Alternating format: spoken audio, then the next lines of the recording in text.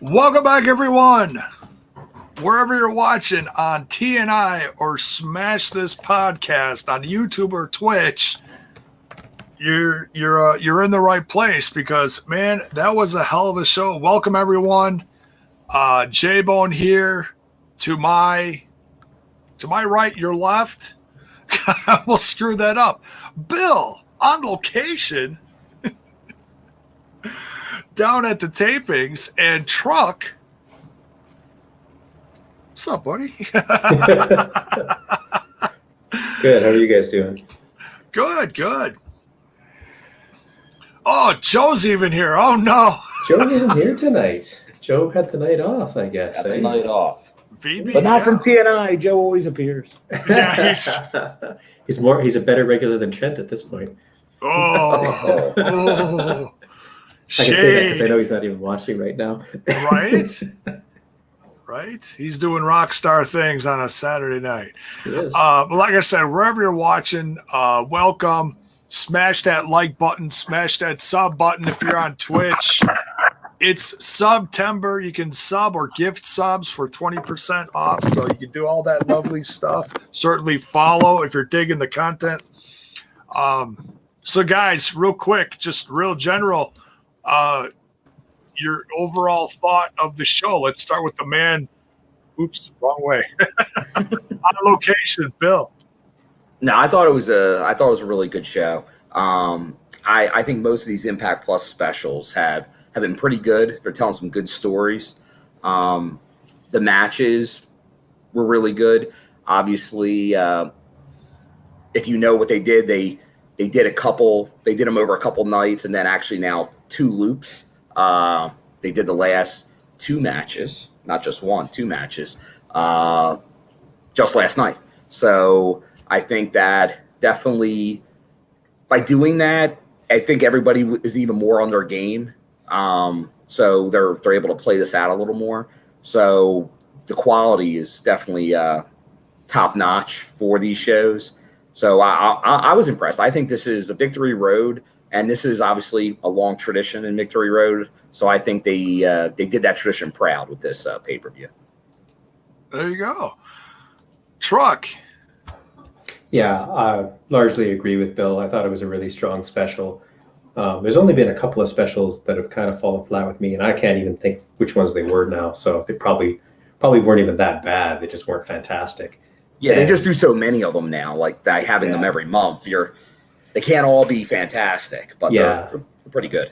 Yeah, but this was definitely, I thought, a very solid one. And to the finish is just, oh man, this is exactly what I'm here for. This is exactly what I wanted to see happen. Great finish. Yeah. Great finish. Oh yeah. That doesn't get you buying Bound for Glory. I don't know what will. Pretty well. Yeah, absolutely. Yeah, that match alone, I don't even care what else is on the card. I'm buying the pay-per-view for that match. Put whatever else you want out there. Right? Yeah. Yeah, and if that's the assuming that's the main event, I don't even need like a month's worth of a build for that, honestly. I mean, that one writes itself.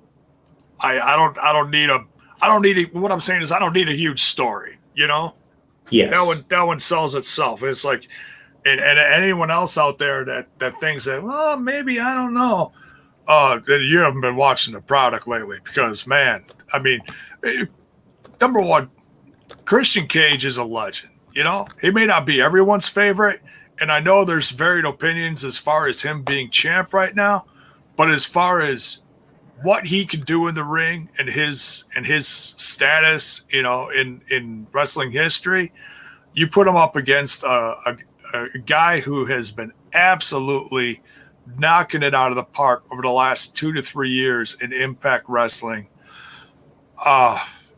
This has the potential. I know we've been saying it, depending on what show you're watching and when, could be match of the year. Yeah, no, that's shaping up to be. Josh has already put up some match of the year candidates already, and this match with Christian, who I think showing that he's fire and pretty good right now, and hopefully they'll all be ready to go, top of their game, like in shape, no injuries, stuff like that. This could be definitely a match of the year candidate for these two guys. They could really bring, because Josh, I think, brings out a lot in people, and Christian, his career just tells you that's what he does. Like that whole, it's not just a gimmick, his outwork thing. Like he really is a very good ring technician. So seeing these two Canadian boys go at it, Truck, that's going to be something to see in the main event. Yeah, you're welcome.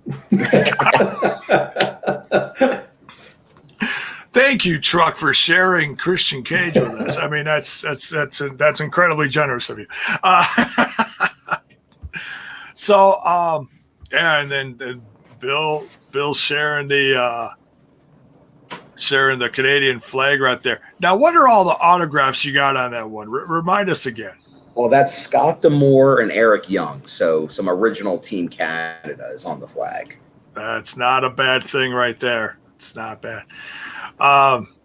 Thank you very much for the $5 tip there. Alton. Hello from Germany. Hello from Germany. How were the tapings right now, Bill? Did they sell enough tickets? So, yeah, talk about the crowd before we jump into the results here. The crowd has always been very good at these Nashville tapings. I think I've said it before. I say the studios are in the upper 100 and change on capacity. For the pay-per-view, they got creative, maybe got even 200 in there. I'd say today, this afternoon, tonight, very good. Just like before, all the tapings have been pretty crowded. And they've been selling a good amount of tickets. Yesterday afternoon, because it was a matinee, like a 3 o'clock start locally, even though the matinees have done well in the past, that one was a little lighter. So I think they may have moved some matches around to get the bigger matches on in the night to get the crowd going. But still, good show. And the crowd that was there, the crowd was into it. So they've been pretty into it. A lot of people have done repeats. You're probably seeing some of the same faces again. They're bringing it, so including mine. But it's been a good set of tapings for sure. I saw AEW fan guy who you sometimes see in the chat. I met him at the tapings today. Oh, cool. So are we keeping it kayfabe? We putting a real name to him, or we can keep it kayfabe? Keep it kayfabe. If these people ever want to say their name, they're more than welcome to. But that's not for me to say. No, that's fine.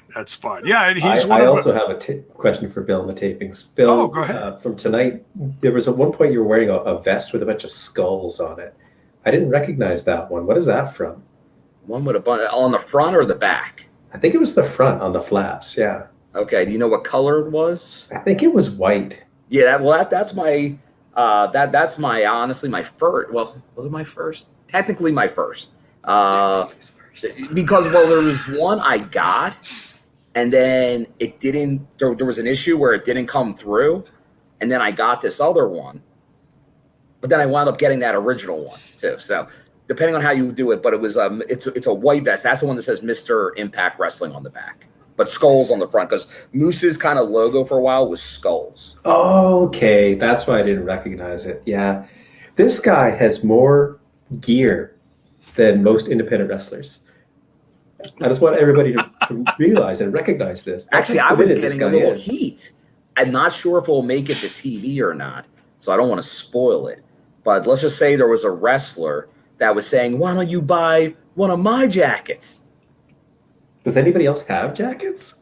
Well, a lot of them come into the ring wearing something. So yeah, we'll see, because I don't know what's going to make on some of this. Like, some of the things feel like they're not really going to be on TV, but they could. So watch BTI, watch Impact, and who knows what you'll wind up seeing. Bill's got heat. Bill's got heat with the locker room.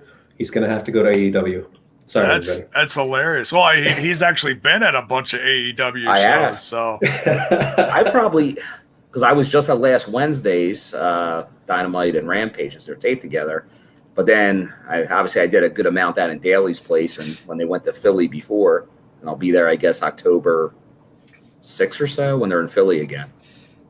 And I know Dave is trying to convince me to go on Wednesday in New York, but I don't know, because it's going to be a busy week, because I got GCW on Thursday and Friday in New York. So Three New York trips, 3 nights in a row. I don't know if I can push that after coming back from Nashville. So we'll see what happens. I don't know by that time if there's going to be tickets available. But what's interesting is you mentioned next Wednesday, and I heard from a certain scumbag late last night. He's going to be there. The scumbag's going? So I might have to go just to run into the scumbag. Make sure he's still around. You're going to have to file through about 18,000 people to find him, but well, there's a 1 in 18,000 chance you will. But yeah, I might even if I time it right, I might even get a run in on the review from the scumbag himself. By the way, he says hello to everyone. He's okay. I did a quick checkup on him, and yeah, I'm hoping to bring him back soon. But well, we know how this whole summer's gone, so. But he's okay. He's okay. He's still scumming it up, doing his thing. All right, let's jump into this. Oh, that's funny. I didn't even do my results for the last match. I just kind of left it. You were so absorbed into it, you forgot to be a professional podcaster. I was. I was a fan for a second. You know, you get the goosebumps, and you're like, woohoo! So, Impact Wrestling Victory Road for 2021 happened tonight. If you did not watch, you missed out on a hell of a show. This was a great card. A little bit of everything. Spoiler alert. Yeah, spoiler alert. We're going to get into spoilers. We're not. That's a joke. We don't talk about spoilers. We don't talk about rumors. We're gonna. I mean, for the show tonight, if you haven't watched Victory Road, watch it before you watch it. Yeah. Oh, yeah. If you haven't watched the show, why are you watching a review of the show? I don't know what people do. Some people do that. I've seen some people just show up and support the podcast. I've seen people do that on STP. They're like, "Yeah, I didn't watch." A perfect example of that is when I would review Raw or SmackDown, and I didn't watch tonight. I just came to hang out with you. It's like, okay. What do you expect me to talk about for 3 hours if you want to hang out? Right. It's like I watched this so you don't have to. That was the ongoing gimmick for a while. But anyways, I know it's ridiculous, but all right. So we start out hot. Oh, and this is a question for everyone in the chat, no matter where you're watching. I'm very curious because we talked about this right before we went live. I'm very curious. Put in the chat how you watched it tonight. If you watched it, did you watch on the Insider on YouTube? Did you watch on Impact Plus, or did you watch on Fight TV? I'm very curious. So put it in the chat, and I'm just curious. And then how was your watching experience too? But also, because I saw some. Live. Or did you watch it? Or were you there? All right, Bill. There may be others. Yeah, this is true. And, There's actually quite a few people I've ran into that do watch TNI at these tapings. Oh, that's tremendous. That's nice. Tremendous. And we thank you. Yes, no matter where. And he's letting us, and Drewski here is letting us know how he watched it on his iPad. On his iPad. Oh, there you go. He's taking us very specifically. I like it. Yeah, I know there's a few people that do watch Impact Plus on their iPad. They get it through and it's through Apple subscription or whatever. That's where the payment goes through. Ooh, shame. Oh, I'm not. No. I'm perfectly fine with that. I've paid for the app 3 different times. You're right. If you're paying through a service and had trouble getting to it, then do whatever you want. Yeah. Right. Then you got to do whatever you got to do. Yeah. Yes. We jokingly say, "Oh, you shouldn't do that." No, I get that. So, bonkers. And I'm hearing a lot of good things here about Impact Plus. Everyone's seen to say everything was going good on Impact Plus, which is good. Yeah, and that's how I watched it. And what's funny is I was going to try to watch it on the YouTube stream, and the link they put out went nowhere. So I don't even know if it ran tonight. It did run. I checked it when I got back to the hotel. Oh, did? Sure. Okay. Yeah, so you were able to see. I don't know when if it was delayed or anything, but it's on there. Because I know a lot of people get confused by it, but you got to look at the playlist. You got to go to the YouTube channel and go to the playlist, and they have a playlist just for the members. If you try to just look randomly, it isn't the easiest thing to find. Like that's something they need to do notifications on, or you can say your own, I believe. So like look for like new content from them, and you should be okay. Right. But they should make it easier, and especially if they tweet it out, they got to put the correct link in there. So someone's got to do better on that. Yeah. Okay. So Rambo here says it was great on Insider. All right. So yeah, it's like no delay at all. Beautiful. That's the thing is the link they put out in the post that you get, like in the post section that they tell people about. Okay, this is coming tomorrow. That link did not work. So that's why I was. All right, I'm hearing conflicting things. Keanu says it started 2 matches later on Insider. And that's been Alicia's experience the last like 3 weeks. Yeah, so depending if you Insider, maybe certain people are finding it earlier than others. I'm not sure on that. We got to get that one all figured out. Yeah. I suppose it depends on when you're getting the notification and when they're starting to watch live and stuff like that. TU's is saying the same thing you said. So anyone that watched it on Fight, let us know if that's true. Did they go an hour earlier than it was supposed to? And that's so weird. Yeah, because I was when I couldn't get the link going on YouTube, and I couldn't get logged in on Impact Plus on the site itself. I went to Fight TV just to see if that was an option for $10, and they were running it an hour earlier. So I'm like, well, that's strange. So then I had to double check and see when I was going to be doing all this live stuff. So, but nonetheless, we are here. Thanks again to Steve from TNI UK. Much love, brother, for hanging out during the live reaction. Greatly appreciated. All right, so we start out hot here with three-way, an X Division three-way, Macklin versus TJP. You have to pay 3 times for that kind of action, Jabo. Versus right? Just the way he phrased it, we start off hot tonight with a three-way. Like, Jay, that's real. Did you do that on purpose? Because if not, I love you even more.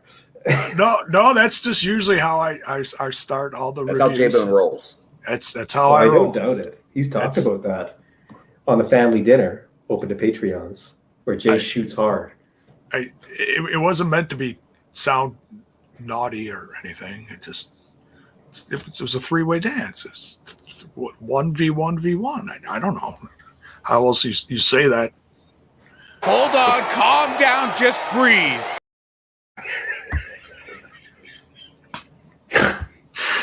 We got a 5-hour review coming here.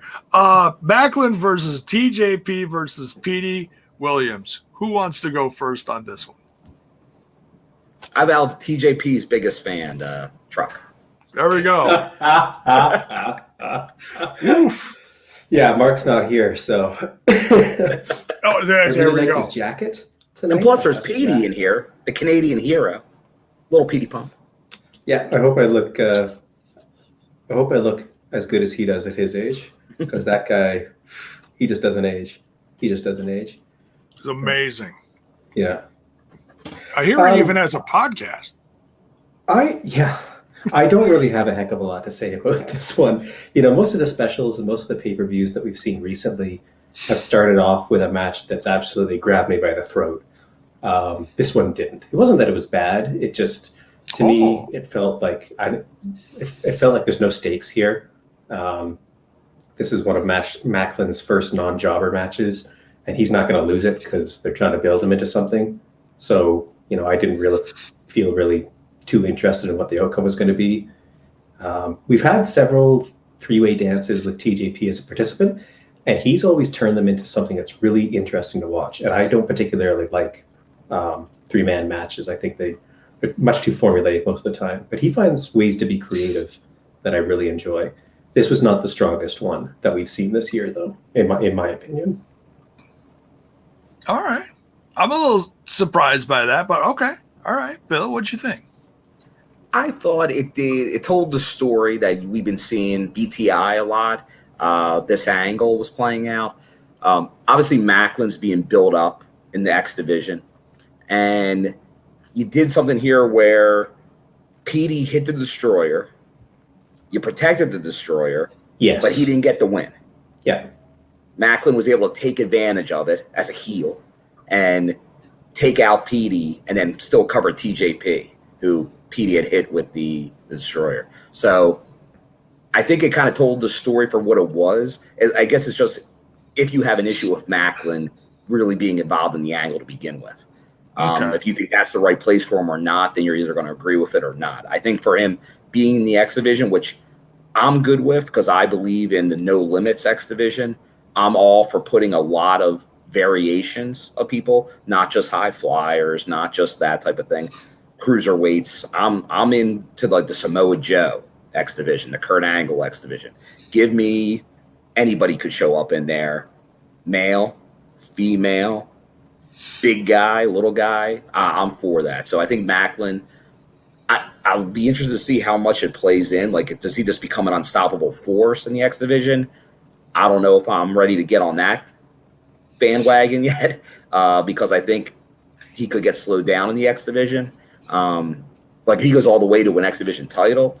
I don't know if I agree with that, but I'm okay with him being in there and taking this first match here. Well, and at least because he came from WWE. How many times have we seen in this company before where someone from the WWE comes in and they get hot shotted to something and they win it like in 2 seconds? And this, honestly, I prefer this way a lot better. I mean, he's going through everyone who's legit. He's going through X division legends to get to that point. He's taking them out one by one by one. So I mean, it's whether you like the guy or not, whether you get the push or not. I still think it's better storytelling than the other one. I saw someone in the chat here saying that it's because of Deonna Purrazzo. They're not really connecting them. I think the photographer has taken a few pics, but they haven't storyline linked them together at all. No, if you didn't follow them on Twitter, you'd have Sammy and Havoc. After all this time, they've never been linked together. Right. TV. Same with Su Yung and Rich. Yeah, Rich. Maybe just like a couple. Like, I think when they were both champion, they did a publicity shot just to have it. Yes, but no storyline. Yeah, but I wouldn't say it's because of her that he got hired either. Correct. I mean, he'd have to prove himself either way.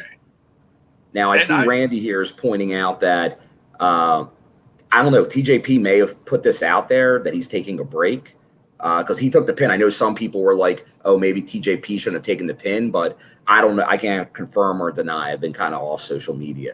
So, but yeah, I don't know if he put something out there saying he's not doing anything, because I think I thought he was booked for New Japan shows coming up in September and October, but I think you're right. I saw him talking about that. Yeah. All right. So look, okay, Mayor's making a lot of comments here about the elephant in the room. Look, I'm not going to talk about it tonight. I mean, yes, I know what happened with Dreamer. I know what happened with Flair. I'm not going to address it tonight because, number one, I haven't watched it. I know what was said, and I know everything. That all the controversial stuff is all horrible, but I'm not going to give it any content tonight. I'm going to do that at another time after I watch everything, and I'll either create a panel here on TNI or over on Smash This Podcast. And, maybe we'll even invite Mrs. Bonin and let her come in and say how much she wants to chop off Ric Flair's dick. Honestly, we should, if we're addressing it on TNI, obviously an Alicia should be there. If Smash is doing it, Mrs. J-Bone should be there. I think that this is a bigger discussion.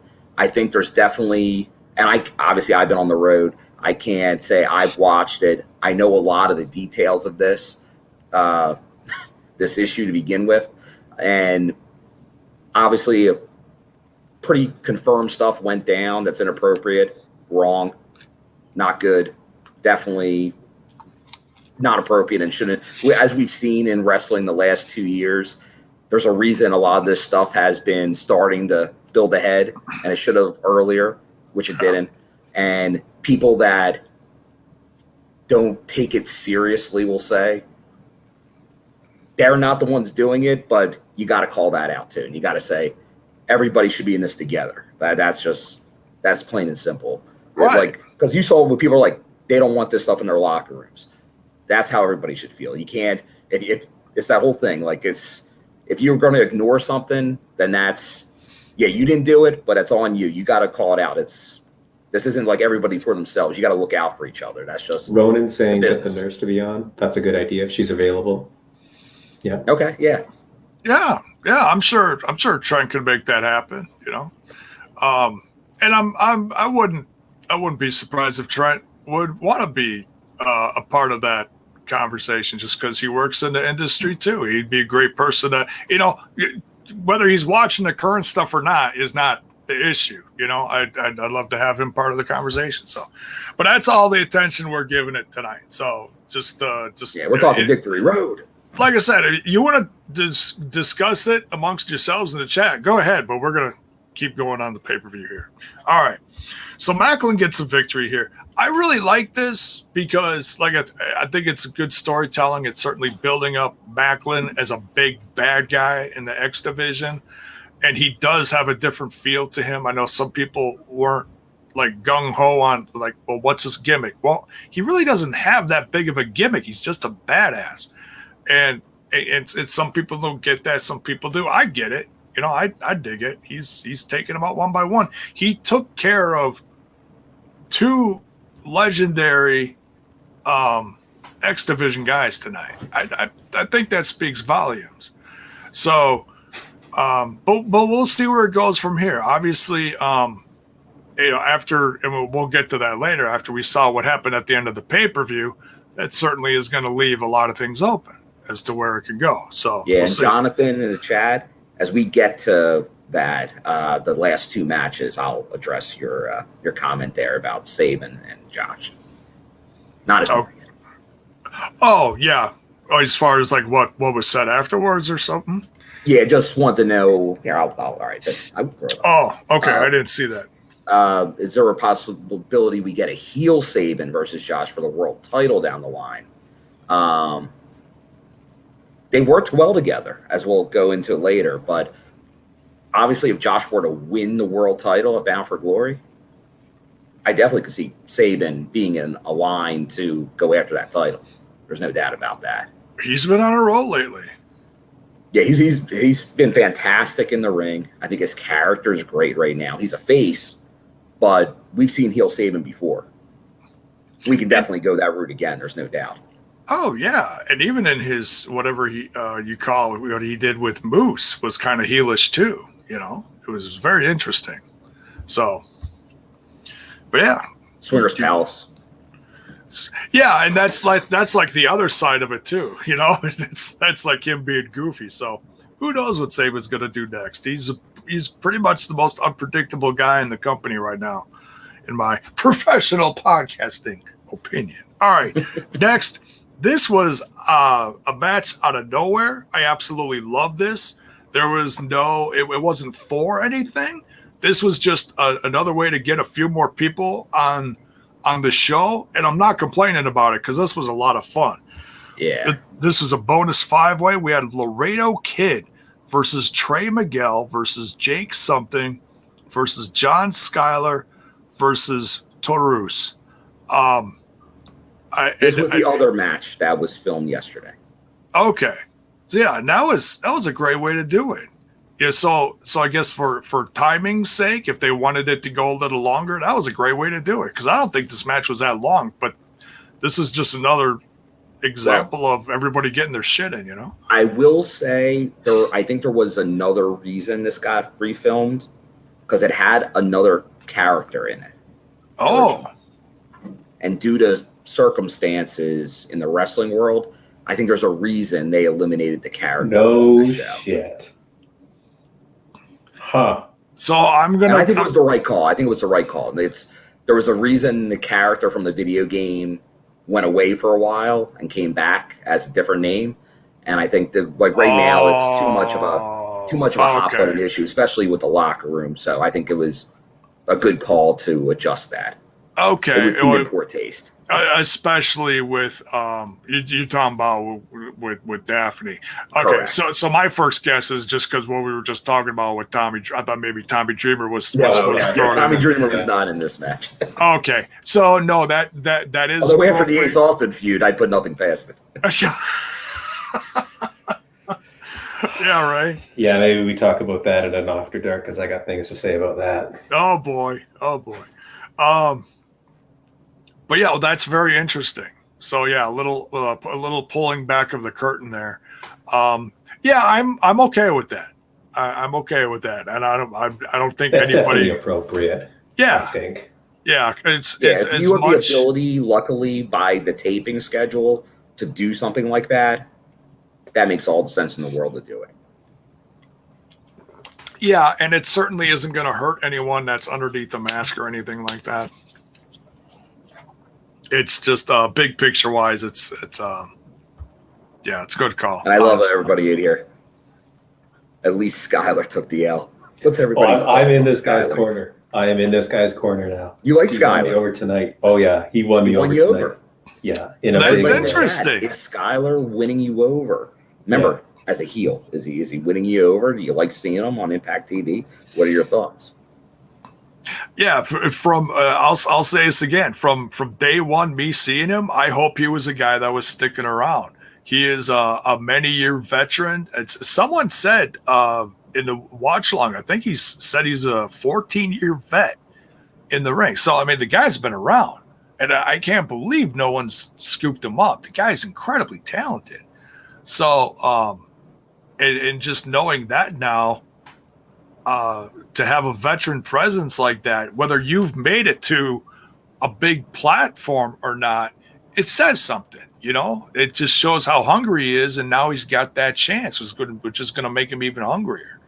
So Truck, you're saying he won you over tonight. Oh yeah. I mean, not that I was opposed to him or anything. I'd never seen him before. When he started showing up on BTI. But the little bit I had seen him, I thought, this guy's pretty good. But tonight, I thought he could have won it. There was a couple of points where I thought, man, they're giving this guy the win tonight, aren't they?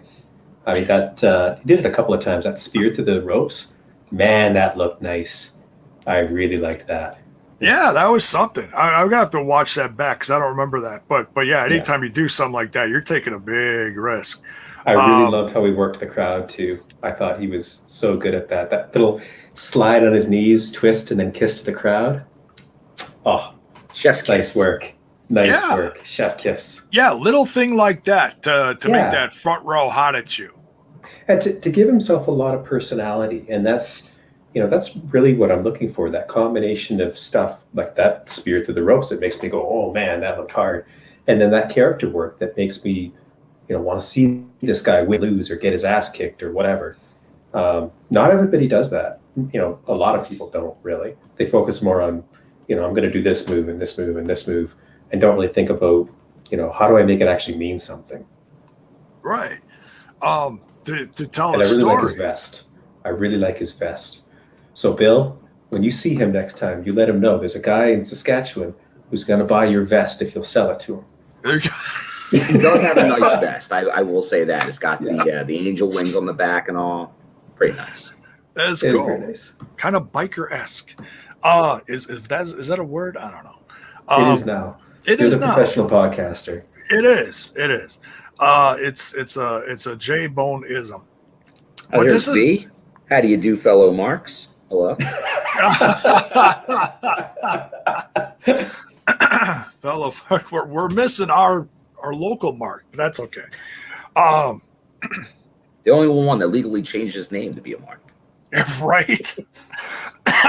That's really how big of a mark he is. That really means something. He's a mark for everything. Got custom license plates and everything.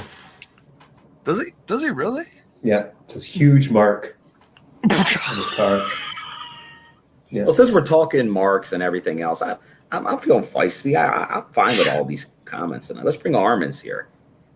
Oh boy! If Deanna dated Jake something, he would have that role, and Macklin would have lost 5 random. Man, let's keep it real. I disagree, because there's been a lot of couples in Impact Wrestling, and I feel everyone's earned their way. Because, like, let's look at Eddie Edwards. Did they put a title on Alicia Edwards? Like, she was in different roles here and there, and she's been with the company a long time. And Eddie's been a top guy, multiple-time world champion. So I don't really see that. I think everyone earns their spot. Deanna's been fantastic, but I don't think that has really anything to do with Steve Macklin. Yeah, and I mean, we're completely on the outside. That's, rumor mongering at its absolute worst. It's disrespectful to both of them and disrespectful to the company to insinuate that that's how they make their decisions when there's absolutely no proof. Yeah, like, well, might that have happened in other companies at some point? Like, maybe. Absolutely. I'm sure there's been instances, but at least in this instance with Impact, I don't see it.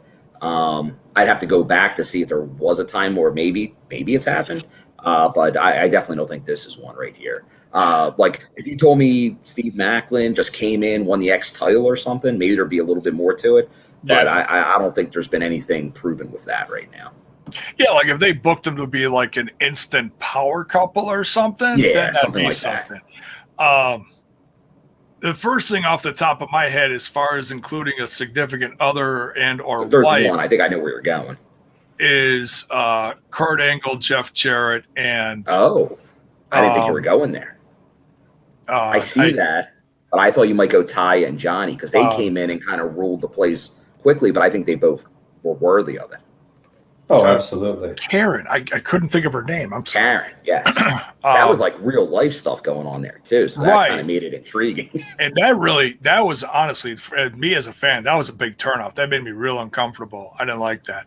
Now, they didn't go as far as to do something physical with Karen as in, okay, now we're going to start, at least I don't remember them putting her in matches. She was out there plenty, doing the manager stuff or whatever, valet, whatever you want to call it. But yeah, that's off the top of my head. That's the first thing I thought of.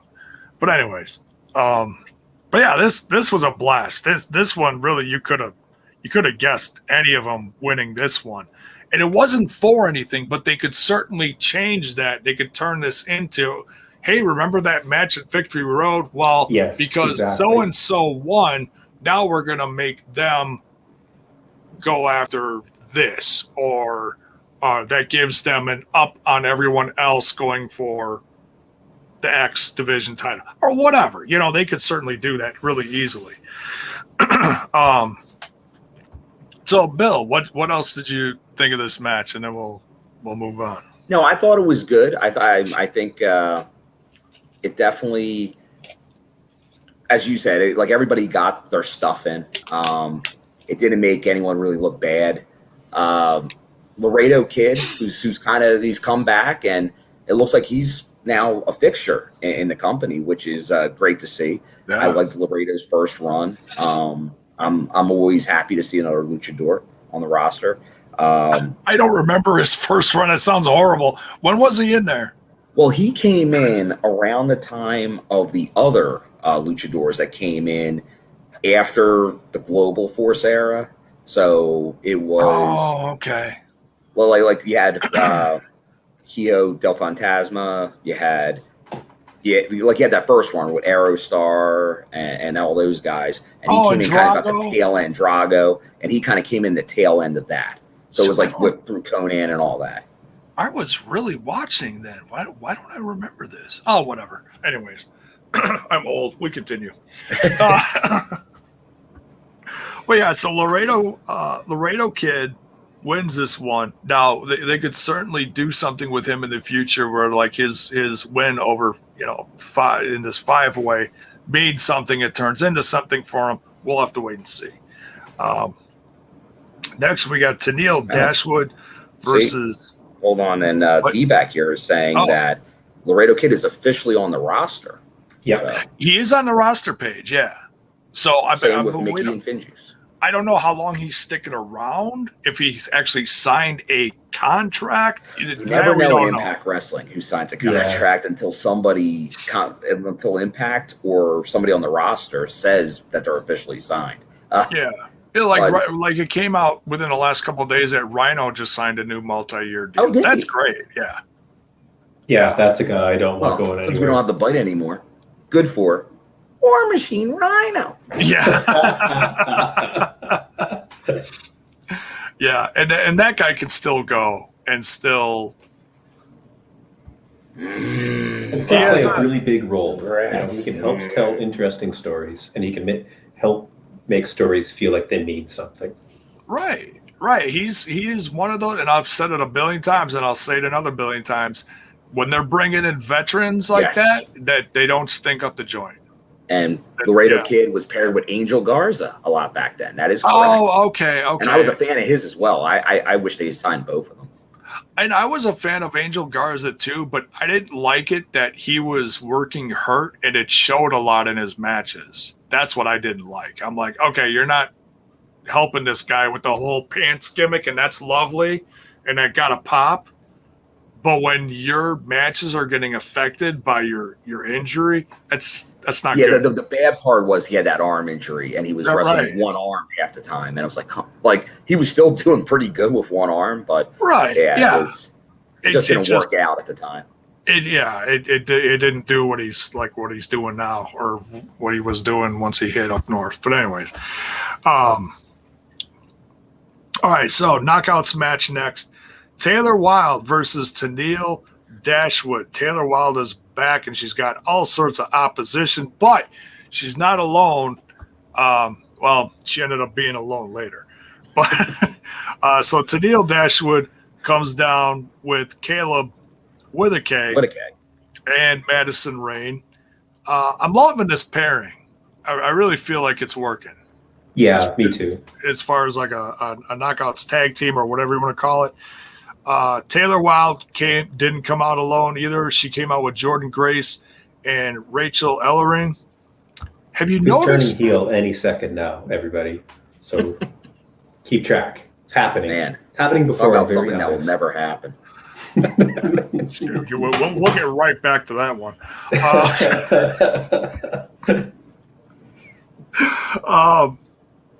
But yeah, let's start with Truck. Truck, what did you think of this knockouts match? I thought it was interesting. I think they played it out in kind of two different phases, because the part of the match that happened before the other four got thrown out and sent to the back was very different from the match that happened after those four were gone. Leading up to the outsiders getting thrown out, Tennille kept things super slow and was really, really trying to grind Taylor down with all of these. We call them rest holds, but they're supposed to be submissions. And then after that, Taylor forced her to wrestle, basically. And I thought it was really interesting that they were so conscientious about telling that kind of story, like recognizing that these four getting thrown out is like the turning of a page in the story that we're telling in this match. So we're going to do something completely different now. I liked it. Yeah, I liked it. And Tennille's really turned me around since she came back after she was sick for a while, wasn't she, Bill? There was something health related. Well, she has that. She has that. I don't know if you want to call it a skin condition. Psoriasis. That's right. Yeah, that caused issues. I believe, like more her Ring of Honor run. But she's been at most of the tapings. I know there were some delays, and I think that was maybe even storyline related. So I don't like to ever assume on something like that. But I think she's been excellent. And I got to give a lot of credit. I don't even know if I give him that much heat. I think he just wants me to, I think he goes after me more than I go after him. But Caleb with a K has been fantastic in his role. Yes. Oh, he has been. Yeah, and it's all character based now, and he's knocking it out of the park, and he's doing not even half the work he did before, because his X Division run during the GF, I think it was right around the GFW time. His matches with Trevor Lee, I know I'm forgetting a few, and I apologize, but man, he had some he had some great X Division matches where he just knocked it out of the park. Was he in that tag team with Trevor Lee, or am I thinking of someone else? Yeah, he was in the Cult of Lee. The Cult of Lee. That's were managed by a hurricane. Oh God, yeah, I totally. No, they were the Helms. Well, let's see, they were the Helms Dynasty. That's I don't want to mix them all up because there was the Helms Dynasty and then there was the Cult of Lee. Okay. I wasn't watching. I don't recognize any of these names you guys are throwing around. Well, it was a weird time because they started to incorporate a lot of stuff from AAA and Lucha Underground at that time. So, but it was they started bringing in a ton of new faces: Mac, Johnny Impact, Taya, all the luchadors, and Brian Cage. It was really a wild time. And it was a lot of fun. But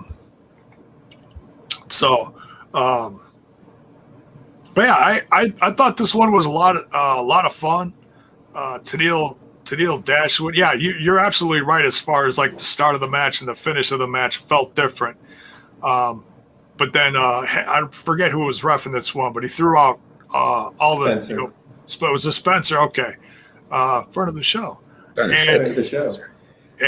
threw out an emote on the Discord. Right? Is he on the Discord? Yeah. I didn't know Daniel was on the Discord. Yeah, he is. Well, as an emote, so. As an emote, I thought he was not himself. Like Kevin Martin. Kevin Martin's on the Discord. Everybody, ladies and gentlemen. Yeah, and also jump on the Discord. Yes, link please below. do. If you're not, that link Get is the conversation going. Some maniac will be up all night, I'm sure. Yeah, right. But it's great to see Taylor Wilde get the win here. I didn't really think she was going to get the win here because it feels once everybody got thrown out, I figured but before that, I figured she's going to get beat here. Because it feels like this Tennille and Madison Rayne team is like ramping up for something. Like, why would they get put in a team together? And I'm not saying that Taylor Wilde's going to get a tag team partner, but it still feels like Madison Rayne with Tennille Dashwood feels like there's a purpose here. You know what I mean? Well, Rosemary and Havoc need somebody to come after them. So, they need tag teams, period. I mean, yeah, absolutely. But, I think they have the makings of a strong tag team. And I know a lot of people have been saying the Knockouts need more tag teams. I think you're getting one right here, developing right in front of your eyes. So, look keep watching. Oh, yeah. We do have one of your favorites here in the chat. Dave Meltaz, no relation. He wants to know if Rhino could go in the Hall of Fame, J-Bone. Oh, sure. Yeah, and there's so many people that are either have come in recently or are on the Impact roster now that could. Absolutely. There is. Honestly, it's getting to the point where you could make a case on the current roster. I'd say at least a half dozen names you could say should be considered for the Hall of Fame. Depends what you want to put them in. But there's a lot of people with a lot of titles, a lot of accomplishments. You can make a strong case right now with the mix on the roster because you have people that have Chris Sabin held the title 8 times, X Division, world champion, tag team champion. That's a hell of a resume. Madison Rayne, she's what, a 5-time knockout champion? Like these people have they have strong resumes to be considered Rhino. They're not stinking up the joint. So, but yeah, this one was great. I was a little surprised by Taylor Wilde's win, but I'm not complaining. I love Taylor Wilde. It's great to see her get this win since she's been back now. For whatever reason, she was gone. You know, it could have been work related. I'm not sure. It was border stuff. Oh, okay. Ontario keeps changing the rules on what you can do and what you can't do, and she got caught up in that. Oh, that's never good. But nonetheless, she's here now, so happy for whatever they put her in. I'm sure it's going to be good. So, but yeah, that was one of the 2 knockouts matches tonight. I thought there was going to be 3, but they didn't put Deonna Purrazzo in any defense, like surprise defenses or anything. So, but that's all right. I'm sure whatever they got coming up for her between knockouts, knockdown, and Bound for Glory, she's going to be one busy. Sure she'll be kept pretty busy. There you go. So saith Bill. He was there. Believe the man. There you go. So what's he doing? I don't know. Anyway. He is so good at not even hinting at anything, and I love that about him. It's like the main event. He saw that. He was there he was last night taped, right? Didn't hint nothing. Didn't hint anything. Nothing. Didn't say a word. Didn't even give us a wink. Oh, by the way, if you're trying to avoid spoilers, what did we say right before we went live? Avoid the hashtag. What was that? Avoid the hashtag Victory Road on Twitter. I'm seeing several accounts posting spoilers from the tapings using that hashtag. I don't know if they're legit or not, but I did accidentally see a few things that I'm not going to bring up because I don't want to know if it's true or not. So yeah. So maybe just give that a couple of days to wash it out. There you go. And I wholeheartedly agree with this Hall of Famer suggestion. Dixie Carter. Sweet auntie. All I know right. she always causes division, especially among the TNI faithful. But I think you just look at the longevity of the company, big part of it, the TV deals, big part of it. You can criticize things, you can criticize anything. Sure. But not everything's perfect. I can criticize things right now. Without her, without Jeff Jarrett, there's no TNA. Without Dixie Carter, there's no continuing TNA. Without Anthem and Scott D'Amore, there's no today TNA. So a lot of people have to do with it, and she's one of them. So she definitely deserves gratitude. Oh, sure. Yeah, I mean, were all her decisions perfect? But no. But overall, she kept it going, So, and she's still a really big booster of the company. If you follow she does. She definitely still puts it over. So I'm all about it. As far as I know, she's even still watching because she seems to know about all the. She knows what's going on. Yeah, and obviously we can't forget the guy that's in the main event tonight, Christian Cage. Absolutely, he's in contention too. Yeah, he's got quite a history. Yeah. All right, next we've got here No DQ, Matt Cardona. Versus Rohit Raju. Raju out there with Shira and Chelsea Green even making an appearance in this one. This one was a lot of fun. This one, honestly, could have went either way. I wouldn't have been mad about it. I was just really happy that this match was able to happen because it's like you think about, someone comes in the company and you're like, oh, I want to see this guy wrestle this guy. I want to see him wrestle this guy. And this is one that I didn't even think about. Rohit Raju versus Matt Cardona. And I was like, wait a minute. That's going to be a hell of a match. And it was. And they were going back and forth on social media a lot leading up to this. And if like the Deathmatch King, Matt Cardona, like his new persona out there, he's really been leaning into it. So this is like the first we really get to see it somewhat, but it's not the heel Deathmatch Cardona that's out there. It's still a face kind of more hardcore version, but it's still it's not to that extreme. But maybe it's the beginning of a turn. Well, who knows? Oh no.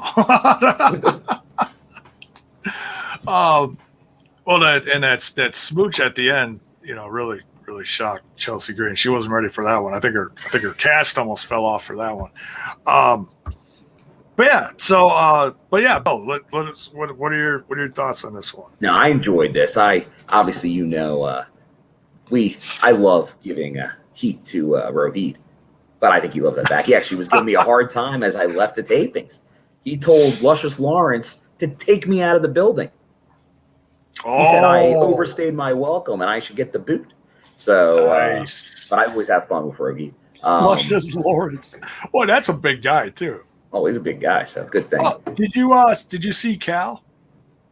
I did not see Cal. Really? So I don't think Cal's at this set of tapings. Okay. Now OVW, I know, had a house show last night, So maybe he was there for that, and like then it doesn't make sense to come if you can't probably do the whole loop. So, but I did not see him. So I don't think he was at this one. Gotcha. Good match. And it's good to see Rohit kind of get a spot again. I know a lot of our listeners, because Rohit's a good friend of the show, was like, oh, what's going on with Rohit? What's he going to do? Once again, being in an angle with Cardona is about one of the best things you can do in wrestling right now, because the guy is killing it, especially social media and stuff. We've always known that with him. He has a ton of fans. Actually, he did the meet and greet. Him and Myers were doing the meet and greet before the night session, and it by far had the most people than any of the other ones. So there is something to that. So you're getting a rub just working with Cardona.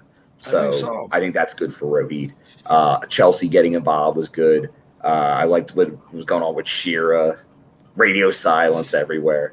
But you know from seeing this is not over. So you're going to keep seeing this go on, which is good for Rohit. So you think it's going to continue? Yeah. These guys are too big of talkers to let this just go away. All right. Truck, what did you think? I'm glad to hear you say that, Bill, because I don't want this to end ever. I absolutely love this match. I wasn't really sure what to expect because, like you said, Cardona just did this deathmatch thing. I wasn't sure how hard he wanted to continue to go. This was an absolutely brutal match.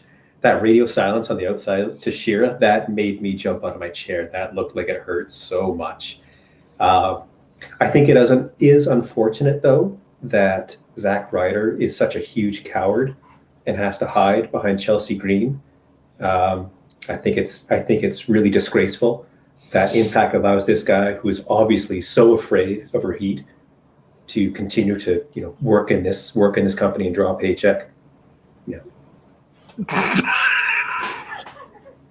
Can't even say it with a straight face. If folks aren't following their interactions on Twitter, please do so. Rohit and Matt are just killing it. They're doing fantastic promo work in 280 characters or whatever. Yeah, now have they been? I don't think they have. Has BTI highlighted any of that? I don't think they have. As part of their thing, not that I can remember. But if they're not, they should. Kind of company driven. That's what they highlight. But we know a lot of the BTI crew. They're friends of the show. I think you got to go in there and highlight some of this stuff. Like let's break a wall down with this. Forget the forbidden door. Let's get more of the, because they're doing great work. And if you're not on social media and just watching TV, you should know about some of it. They're putting a lot of effort into it, and they're really creative. Rohit especially. He is just so good at this. And it comes across every time he opens his mouth or every time he has a match. I really love this match, partially because this is the sort of stuff he does in AAW, which I absolutely love. And I want him to be able to show that off to more people, because he is so friggin' good. Even when he was with Daisy Hate Squad there and eating a pin every 20 minutes, just watching him, I could tell this guy is really talented. And I'm really happy that he's getting this opportunity. Like you said, Cardona's a huge deal. Wait, how happy are you? Super. Turn that frown upside down, my man. Anyhow, go follow them on Twitter. You'll be glad you did. Hell yeah. But yeah, this was a lot of fun. I love the use of chairs, and it even looked like that radio silence to Rohit at the end looked like he even caught corner of a chair there, which made me even happy, because it's like, yeah, see, that was smart. He planted that right there for a reason. Of course he did, right? But yeah, Chelsea Green comes in at the end, smartly not using her cast. Don't use that cast. We don't want any. I still can't believe she really hasn't used it this whole time. It just shocks me as someone. Isn't she healed? Because she did like an ROH or an NWA show a little while ago, and she wasn't wearing the cast, was she? You're not sure? I do not point out these things. It's like noticing a blue microphone in a show. If the cast wasn't there, I pretended Didn't happen. Never mind. I won't ask stupid questions. That is interesting. That is interesting because I didn't see that show. So that would have been interesting to see. So she's certainly not doing a Bob Orton with that or anything like that. Or is it Bob Orton Jr. actually? The Ace. The Ace, yeah. So yeah, Matt Cardona gets the win here.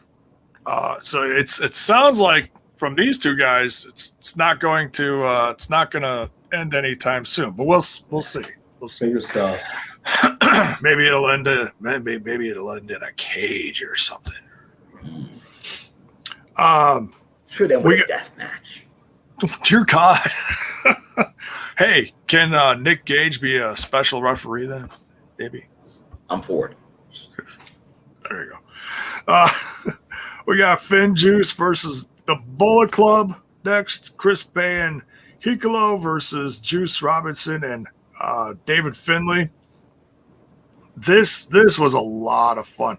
You kind of knew who was going to win this one just because Hikolo just made his debut. This is his in-ring debut with Chris Bay, and they got the old school music. That was great to see. I really like that. So it seems like they're like all aboard on this whole Bullet Club thing for them. 2 suites everywhere. They're not holding back. Uh-oh. Picked up something at the merch stand. Oh, that I did put on social media that I would do. Hold on. Oh, what? Oh, no. He's tearing the place up. Bill, you're going to get you're going to get a bill for the damage to the hotel room. What are you doing? They always do.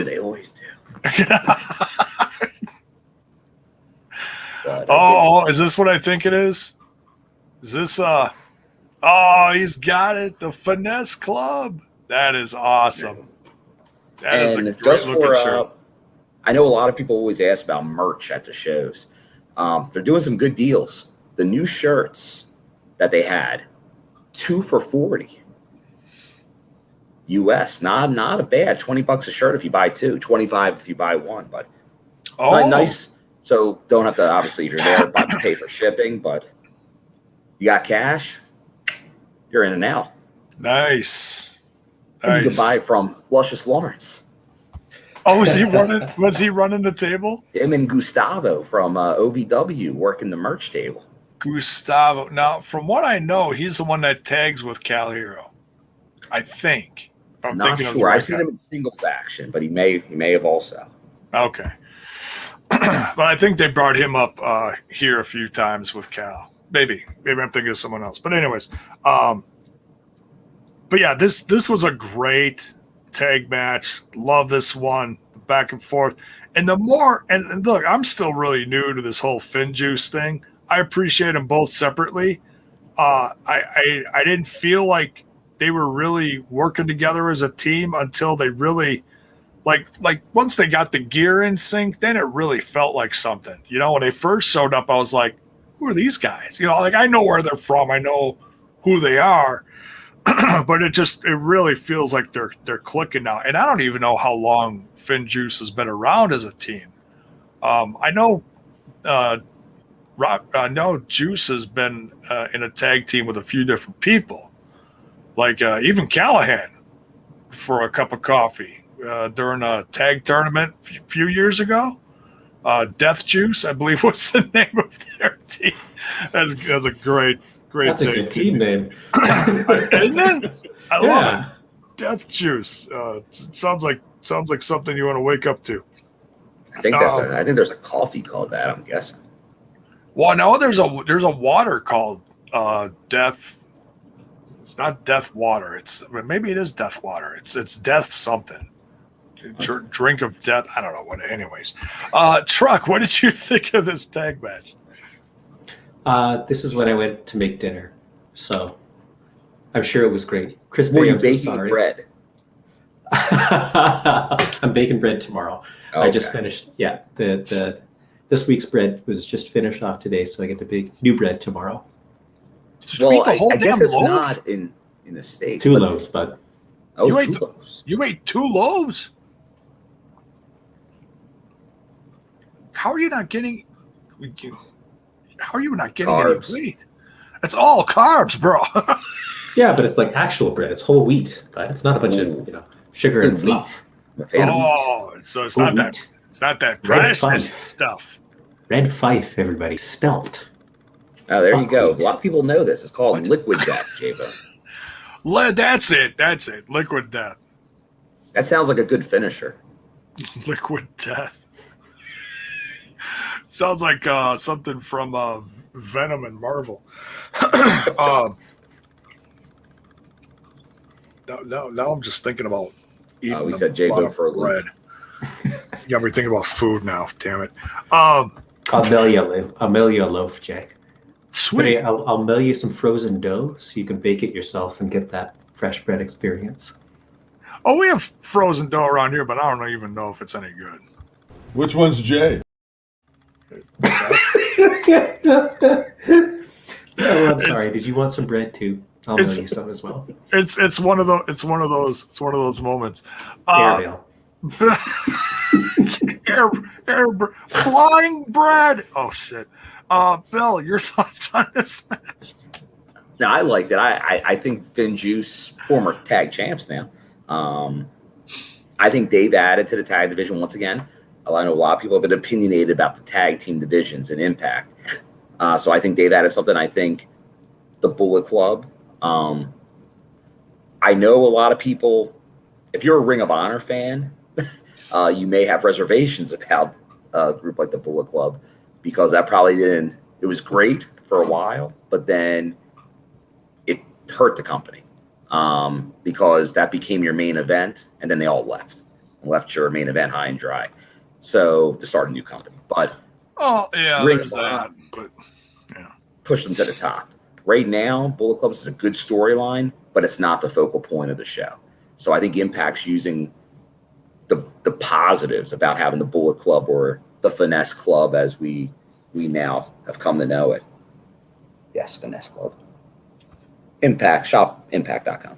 And I gotta say that the Impact one looks better than his Pro Wrestling Tees one. It does. No, that's a great shirt. As soon as I saw that, I'm like, I gotta get it. I didn't know if they'd have it or not. I actually went to the merch stand, saw the deal. I was going to buy 2 other shirts.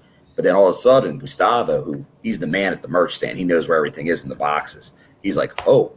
And then I'm like, what? You have Finesse Club shirts and they're not out? Then all of a sudden, they're out everywhere. Everyone's welcome. So, you're welcome. But there we go. I think they're doing the right thing with the Bullet Club. Like they're using them just enough, but not to overdo it. Because that's the risk of the Bullet Club.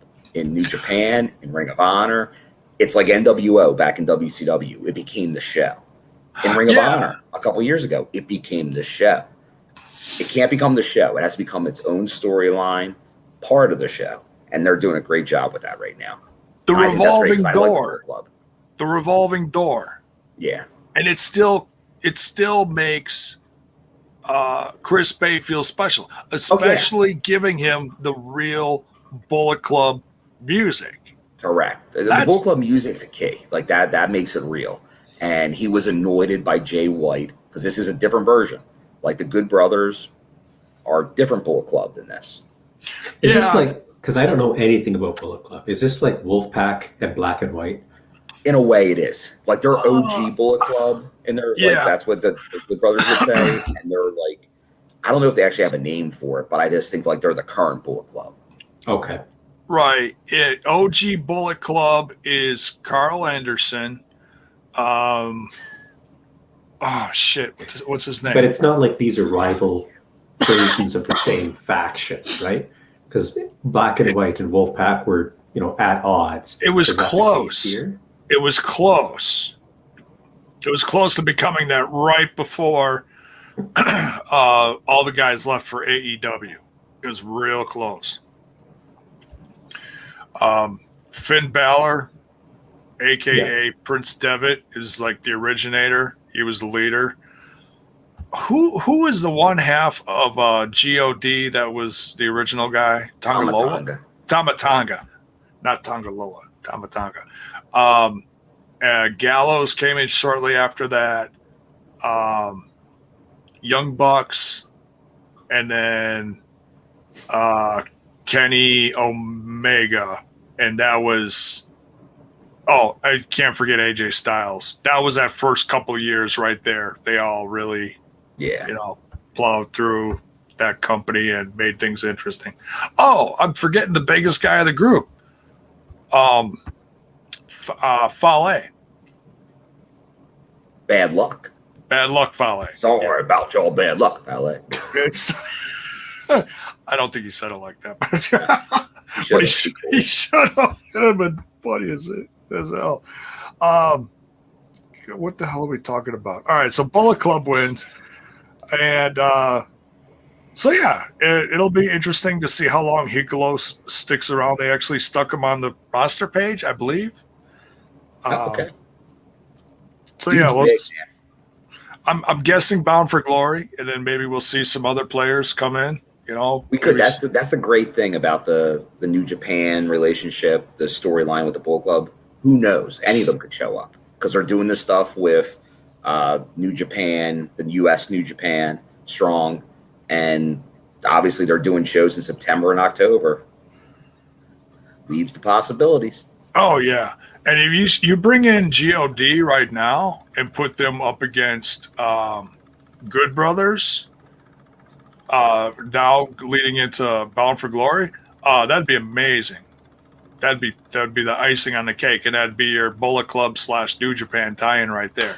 Not that we couldn't love some more, but that'd be great. So you put the God with Chris Bay and Hikolo. That's perfect. That's not too much. That's just perfect. That's a good amount of guys from the Bullet Club. That's about as the max you want in the size company like Impact Wrestling, in my I don't think you opinion. Pretty much ever have a group bigger than like 4 to 5. That's probably the biggest. A stable, it wasn't long ago we were saying the company had no stables really. Yeah. And now all of a sudden there's a multitude.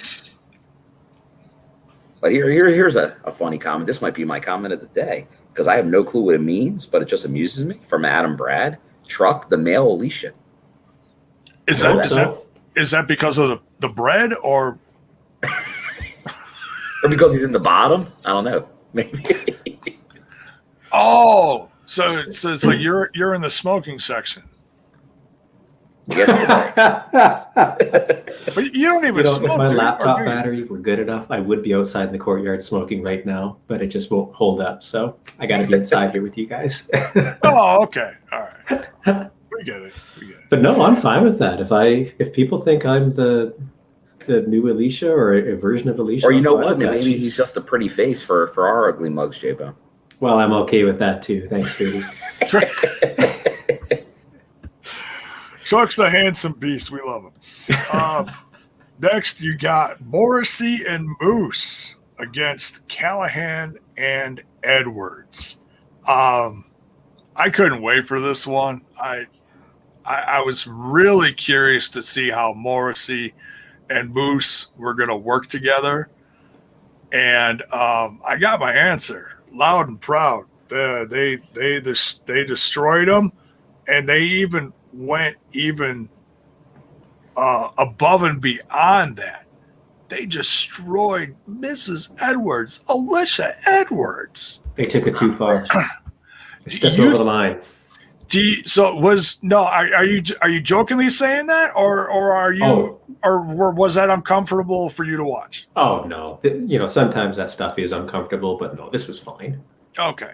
No, because this wasn't a Kid Cash and Trinity sort of thing. That was uncomfortable. that was uncomfortable for the time. There's no way that would get on TV now. Yeah, that was kind of even the time. That was way too much with Trinity. That was way too much. I'm sure it was okay by both parties, but it's rough. And obviously, I'm sure there's many safeguards. We were talking Dixie earlier, and you've never saw a gentler power bomb through a table than the one Dixie took. This still looked rough because just Alicia's so small. Oh yeah, it can't help but look rough because of just her build.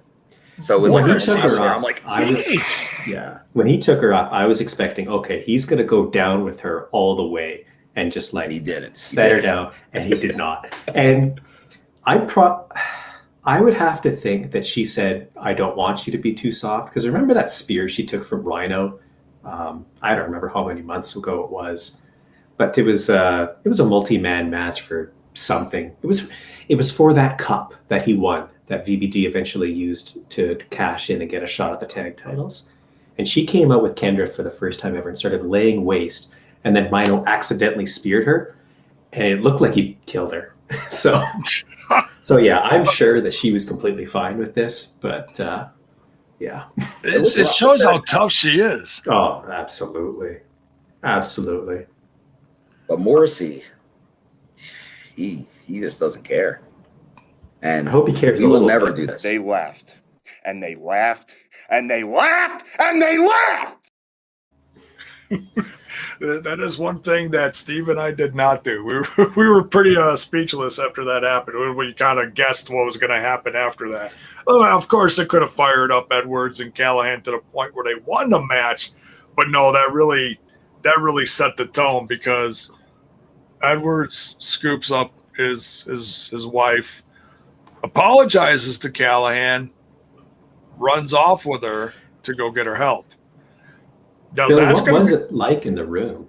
Because it sounded, when watching it tonight, it sounded like you guys just went dead silent when it happened. Yeah, I think people were surprised it happened. I was surprised it happened. Like, I figured someone was going to stop it, interfere. That they went the full way, and just seeing it, I was just in shock. I was like, is she okay? And then, but she's a trooper, man. She is hardcore. She deserves it. She sold that like $1 million. Yeah, and Morrissey's been around long enough. I mean, if he was like new in the business, I'd have been even more uncomfortable. But he's been around long enough. He's a professional. Absolutely. I mean, he's all about, just keeping his, pardon the pun, keeping his nose clean, doing everything right, because this is his redemption story, and he's knocking it out of the park right now. Yeah, and obviously Eddie's been working with him, so like, obviously when you have a significant other in the locker room that knows like they're watching this, you're going to be extra careful. So right. Even though it may not have looked it, but that's the beauty of this business. It can look like the worst thing in the world, and they just get up and walk away. Yeah. They know what they're doing. Yeah, I'm sure. That's and why I hope that it was okay. They do it, and we don't. Yeah, exactly.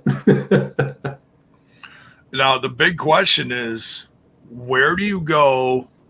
I mean, there's two questions, honestly. Where do you go from here with Moose and Morrissey? Do you keep this going? Like, do you keep them running parallel, and run them up the tag team division? And also, what kind of reaction do you see Callahan getting to what Eddie Edwards did? I don't think this is exactly going to help their relationship.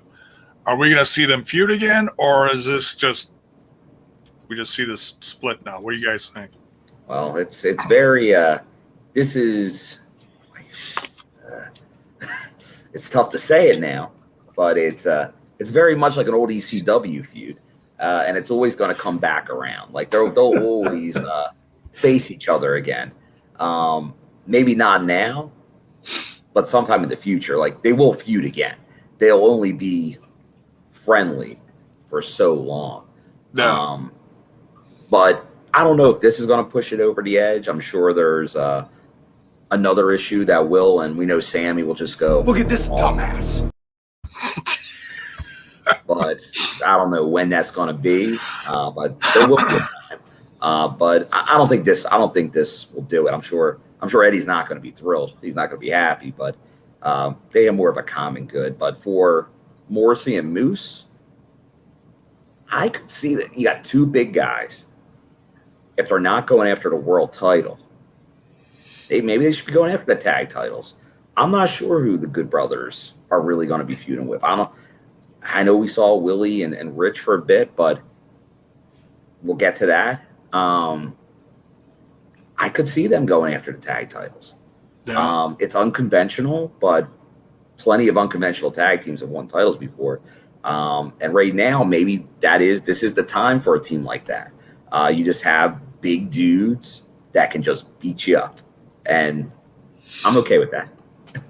Obviously, I'm a little biased, but because he's my guy. Just a little bit. And I've said Morrissey could be world champion in the near future, so I might be a little biased, but I'm fine with that because same thing with Joe Doring. Hey, let the big dudes just run amok for a bit and take some gold. I'm okay with that. Yeah. Truck, what do you think? I really, really hope that Eddie and Sammy are sticking together for a bit.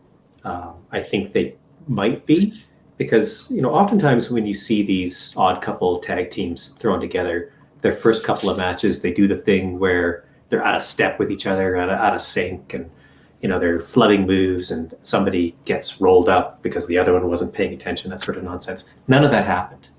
Yeah. They really played into the fact that these guys know each other so well because they fought each other so many times that they work together really well as a team. Like, they were hitting team moves all night, and that was just wonderful to see.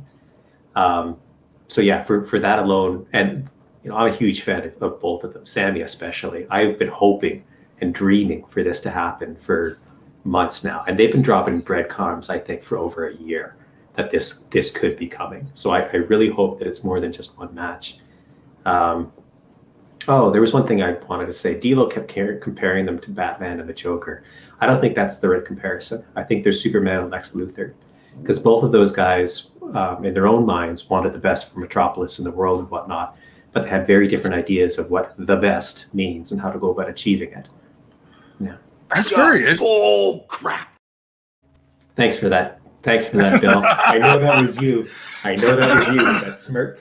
Yeah, but if you think about it, they both frame themselves or as these guys that are there to protect Impact, and we love Impact, and we're gonna chase these AEW guys out or whatever the villain of the day is. They're both deliberately choosing to tell us that's who they are. They just have very different ideas of what does that actually look like, and how to get there. Yeah. Oh, there we go. I like it. And Bill, Moose Morrissey, I agree with you. There's not really any space for them to go after the world title right now, and there's not going to be any in the near future. So why not keep them together and let them have these just fantastic matches with the gatekeepers of Impact Wrestling.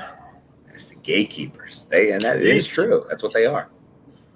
So who's a keymaster?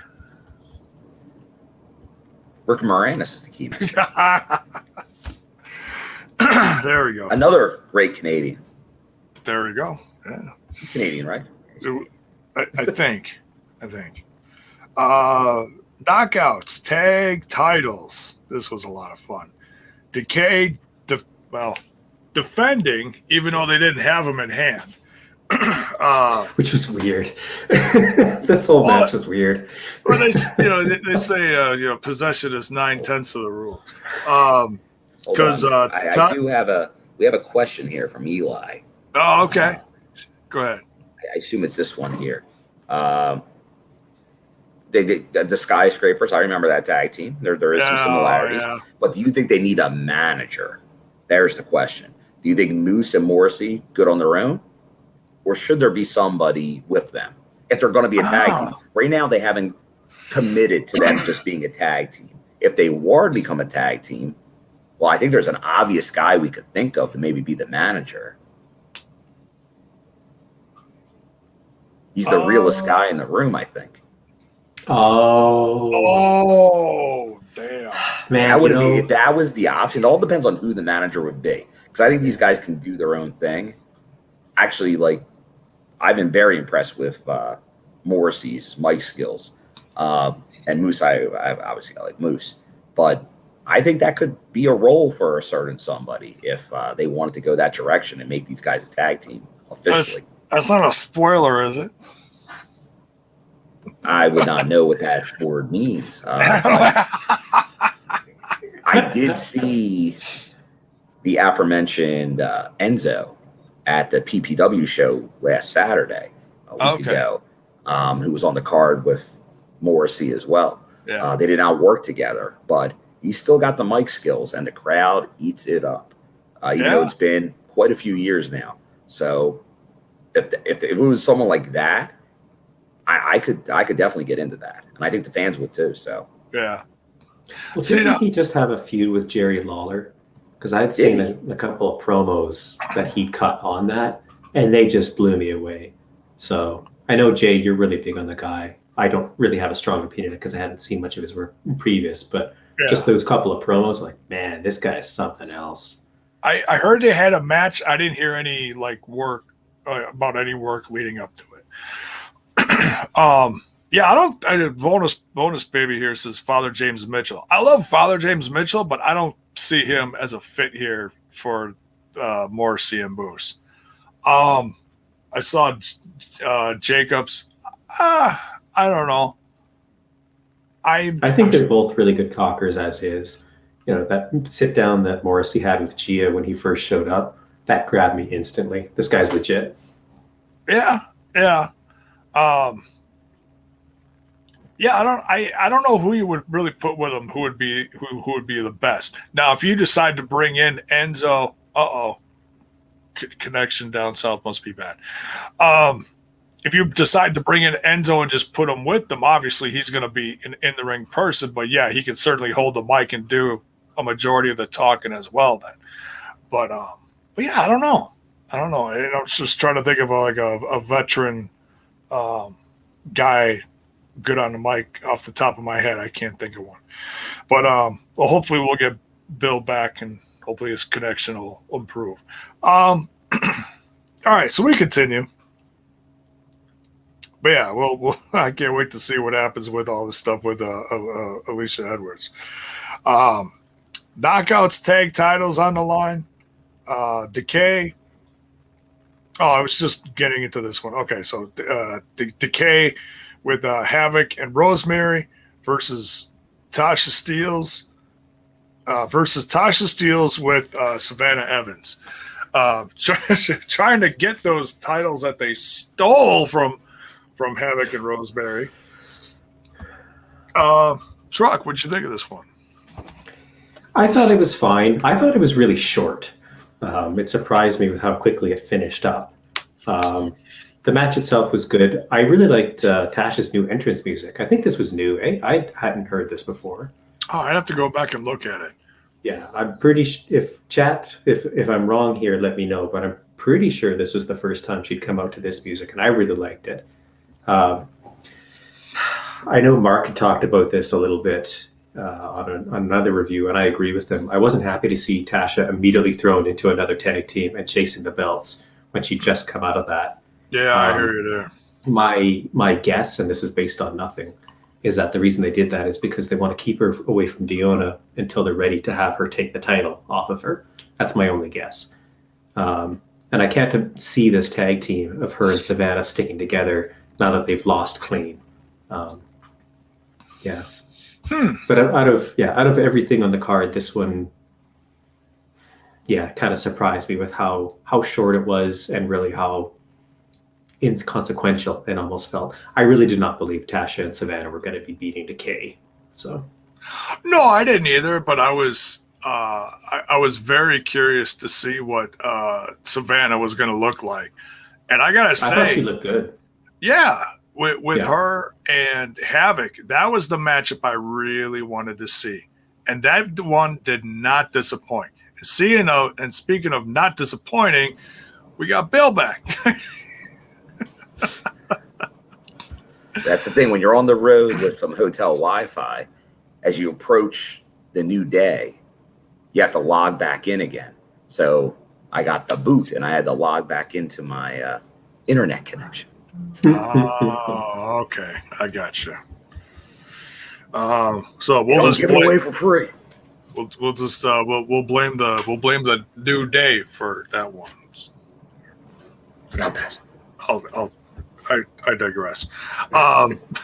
We're just talking about the Knockouts tag title match, Decay versus Tasha Steelz and Savannah Evans. What did you think of this, Bill? Hold on a sec. Let me get this back in front of me again.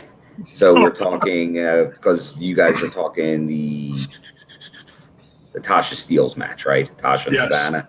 Okay. Yes. All right. So just gonna pull back up my notes. Okay, I got it back. So yeah, so you have the tag champions here. Hold on, let me make sure. Okay, I'm still here. I thought tag champions because they don't actually have their belts. Yes, this is them getting the belts back again. So once again, obviously Tasha, since Kiera, I think it took a little bit, but I think they're starting to have more teamwork as a connection together, feeling more like a team. They didn't really feel like, just because I think we associated them, 2-time knockouts champions, her with Kiera. So you could have said, I know Mark was going with, she should have been singles, go more singles run. So I think that was part of our disconnect to put her on another team. But Savannah gives it something different because obviously Kiera and Tasha were both smaller. So for them to match up with these teams, Savannah gives them, like, you have Havoc on a team, you need somebody that's going to compete against. So it gives you more of a possibility of beating this team, that you have someone that can go head to head with Havoc. Because Rosemary, and even though Tasha is smaller, she's feisty. She can get into it with almost anybody and stand a chance. So I think it was a good match. Obviously, Rosemary and Havoc, Decay, they're riding very high on like they have the pop, they have the crowd. I find it hard to believe that anyone's going to beat them in the near future. And if I'm them, I'm going all in on Decay with a lot of stuff right now. So I would continue pushing them. Rosemary's always been over. Havoc's right there with her now. Crazy Steve is a favorite, I think, of everybody. And Tarus has a lot. So obviously he didn't come out in the match earlier today as a winner, but this group as a whole is something that you want to really keep pushing. So I think the right team won here, but it doesn't make you. I think Savannah and Tasha still look strong enough here to have a spot near the top in the knockouts, at least for tag titles. Okay. Yeah. All right. So yeah, I mean, I enjoyed this. The highlight for me, honestly, like I said, was Havoc and Savannah Evans facing off. I really enjoyed this a lot. But yeah, so Decay successfully defended their tag titles and got them back in their possession. That was a key thing here. Stole them back, if you will. And now on the men's side of things, the Impact tag titles, Good Brothers versus Swan and Mac. I know who needs to talk first about that one. His favorite tag team, Truck.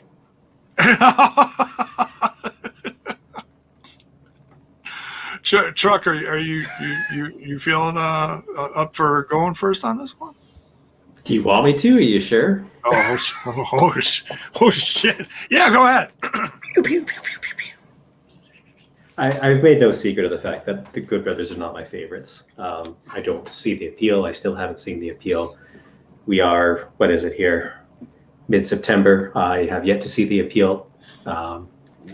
One of the things I'm going to do closer to the end of the year is run back through all of the Impact pay-per-views and specials on the TNI Discord, so we can get a sense as to what should the match of the year be and have a little bit of an internal vote. And to that end, I was going back through the cards for all the shows that we've had at this point. I can't remember any of their matches, and they've been on almost every card. Yeah. All right. For the profile and the support and the attention that these guys get, I should be forced to be talking about them and recognizing, like Tennille, that's another example. I really did not like her work when she came in. She's completely flipped me around. So it's not that I'm, dogmatic about this sort of thing, but it just, the guys really look to me, like they show up and they put in a half effort at most. They've got this terrible habit of no selling pretty well everything. Their matches are very paint by numbers. They're, in my opinion, they're mostly an entrance, and they're mostly marketing. Great marketers. They're great marketers. And I want to be really clear. The entrepreneurial spirit of these guys and the faith that they have in themselves to have done what they've done with their careers is tremendously inspiring on a personal level. I'm only talking about what I see in the ring and what I hear from them on the mic. The way that they've, they've left the easy money that was the E and gone off and basically built their own brand from nothing almost. That's fantastic.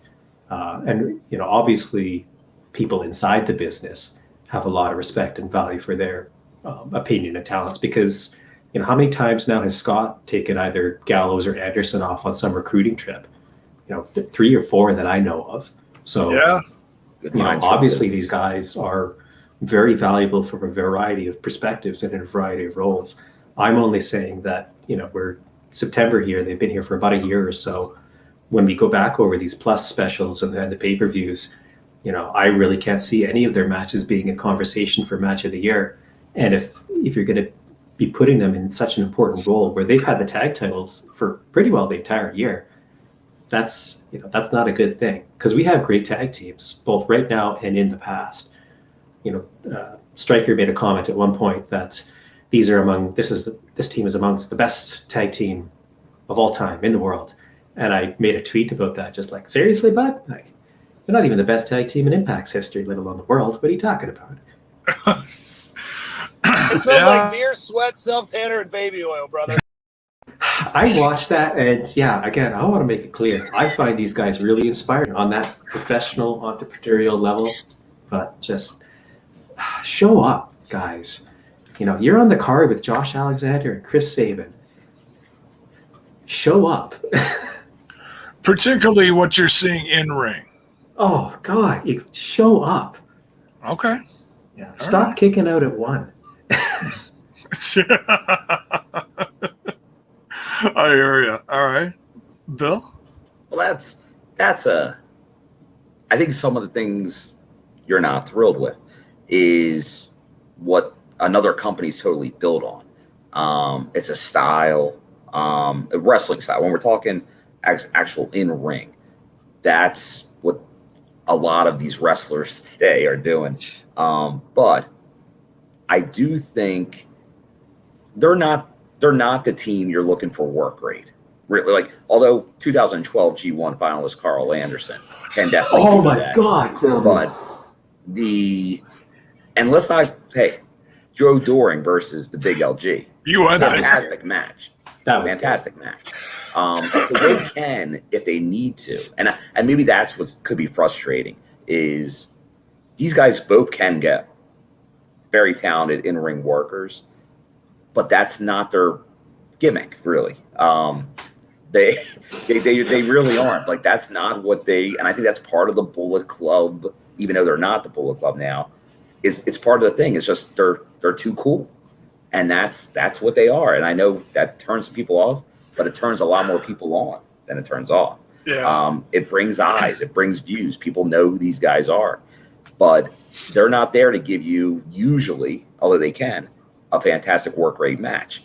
Either did Hulk Hogan, either did John Cena, but they do enough to then also be a character that people like for a number of reasons. Like, people are throwing the Bullet Club signs, or these guys get over a lot. That's why they're such good. Like, that's why everything they did, Talking Shop podcast, Talking Shop Mania, worst pay-per-view in the world, worst pay-per-view ever, and we do a review on it. That's how over these guys are. And so it brought us some of the best numbers ever. And I like them. I'm a fan of them. Are they the Motor City Machine Guns? Are they numerous tag teams? Lucha Bros, the North, LAX. No. Yeah, but there's a long, great history of tag teams in Impact and TNA. Like, these guys have not had a long enough run here to say they're go down as one of those teams. If they stick around here for 5 years, I could definitely see them being in a conversation for it because of their character, along with, I'm sure, multiple title reigns and long title reigns. They'll be worthy of it because the company does think about them. Remember, they are the #1 moment on social media in the history of the company. So they bring a lot to the table. There's no denying that. You can be fans, not fans of people's work. I don't know if I don't think I said it on here, but like I was at the SmackDown in New York at the Garden. John Cena off TV was in the main event. I've never been a fan of John Cena, the wrestler in the ring. But you know what? That was going to be his last appearance. I gave the guy a standing ovation. He puts a lot into it. He gives effort. He does a lot for the business. Yeah. Kudos. Same thing. If you're not a fan of these guys for a particular reason, but you can see what they do add to the product. I'm happy they're on the roster. Oh, sure. Yeah, and I saw someone ask about them being the reason, one of the main reason or one of the reasons for the New Japan relationship. I think you got to say yeah. You know, and they're great friends with what's his name, Romero. Rocky Romero, yeah. Rocky Romero, yeah. You know, on that point, Jay, that New Japan Resurgence show, I did watch that, and I'd never watched a New Japan show before. Okay. They were better on that one. If they brought that kind of energy that they had in the ring there to Impact, I'd be a lot happier. Okay. All right. I think they need to get the right feud, too. I think that's where, and maybe Moose and Morris could turn into that feud, because the Good Brothers are sort of face, sort of not at times. Like, I can't even tell you what they are on a given day, because sometimes they're playing into the crowd, sometimes they're going after the crowd. But that's the whole NWO, Bullet Club, Good Brothers. That's been the thing, but that's been one of the biggest things. And I know people are talking about, do they bring the ratings? Do they move the needle? I don't know. Like, what needle are you talking about? Are you talking about, like, you want Impact to go from this to this by one act? Nobody does that. I don't care who you sign. Give me a free agent. Then nobody can move it to that. Are they selling merch? Are they bringing social media? Like, these all go into it, and they're doing a lot of that. The whole ratings thing, they're arbitrary to begin with, ratings today, because someone will tell you, maybe Fake Wrestling News will tell you, that AEW's beating Monday Night Raw because of a demo in an age group, even though they're still losing by hundreds of thousands of views. Yeah. Which one matters? It's all numbers. You can pick a number for any argument you want. That's a waste of time. Don't bother. Yeah. But yeah, and I see both sides of that as far as, you know, pros and cons of the Good Brothers. But what I'd like to bring forth here is I was honestly, I felt like this was going to be a great moment for Mac and Swan. I felt like they both showed up with the same ring gear. I was like, oh, here we go. Ring gear. Watch out. Yeah, well, that's the thing is sometimes when you got it, like that was like my thing when Juice showed up with Finley, and Juice looked like Blues Brothers, you know, cosplay, and Finley had a leather jacket and I forget what else he was wearing. Couldn't have been more opposites, you know. So I'm like, okay, are these guys are a tag team? Or are they just bringing both two separate guys? I had no clue. So, you know, but then they got the ring gear, and I'm like, okay. Then I paid a little more attention, and holy shit, yeah, FinJuice is on fire. No matter who they're facing, win or lose, they're on fire. They look like they're really, you know, working together now. So that's the feeling I got with Mac and Swan, and I'm like, okay, this has been a long time coming. Ever since that ill-fated injury of Swan's from almost 2 years ago now. Or a year and a half or whatever it was. Yeah. So I really felt like if there was going to be a moment, because now Kenny's gone, the title's on him, that feeling is starting to like fade away from Impact Wrestling. So I was like, okay, if there's a time to take the belt off the Good Brothers, you know, because that feeling is starting to fade, then now's the time. Boom, pull the trigger, you know. Put it on a hot new team or new-ish team, you know, going into Bound for Glory. But that didn't happen. No. And Jay, I'm with you. I thought there was a really good chance Swan and Mac were going to take this match. It seemed like like they were telling a good story with putting Mac in the hospital and the hardcore stuff. So they were telling a story here. And there is the history with Rich and Willie. Like I think they may have been in the North if Rich doesn't get hurt. That could have happened back then. And it felt like that way again. Like they could win this match. And I think that's, as long as we're thinking that's a good thing. That there is a team that can beat the Good. Like the Good Brothers don't seem insurmountable. They lost before the titles. They gained them back. But there was another team where we thought they could do it. I don't think they're out of contention for it. I think they could still come back. I think they made a strong, like they could challenge again for these titles. Like, and we know Impact likes to do multi-tag matches.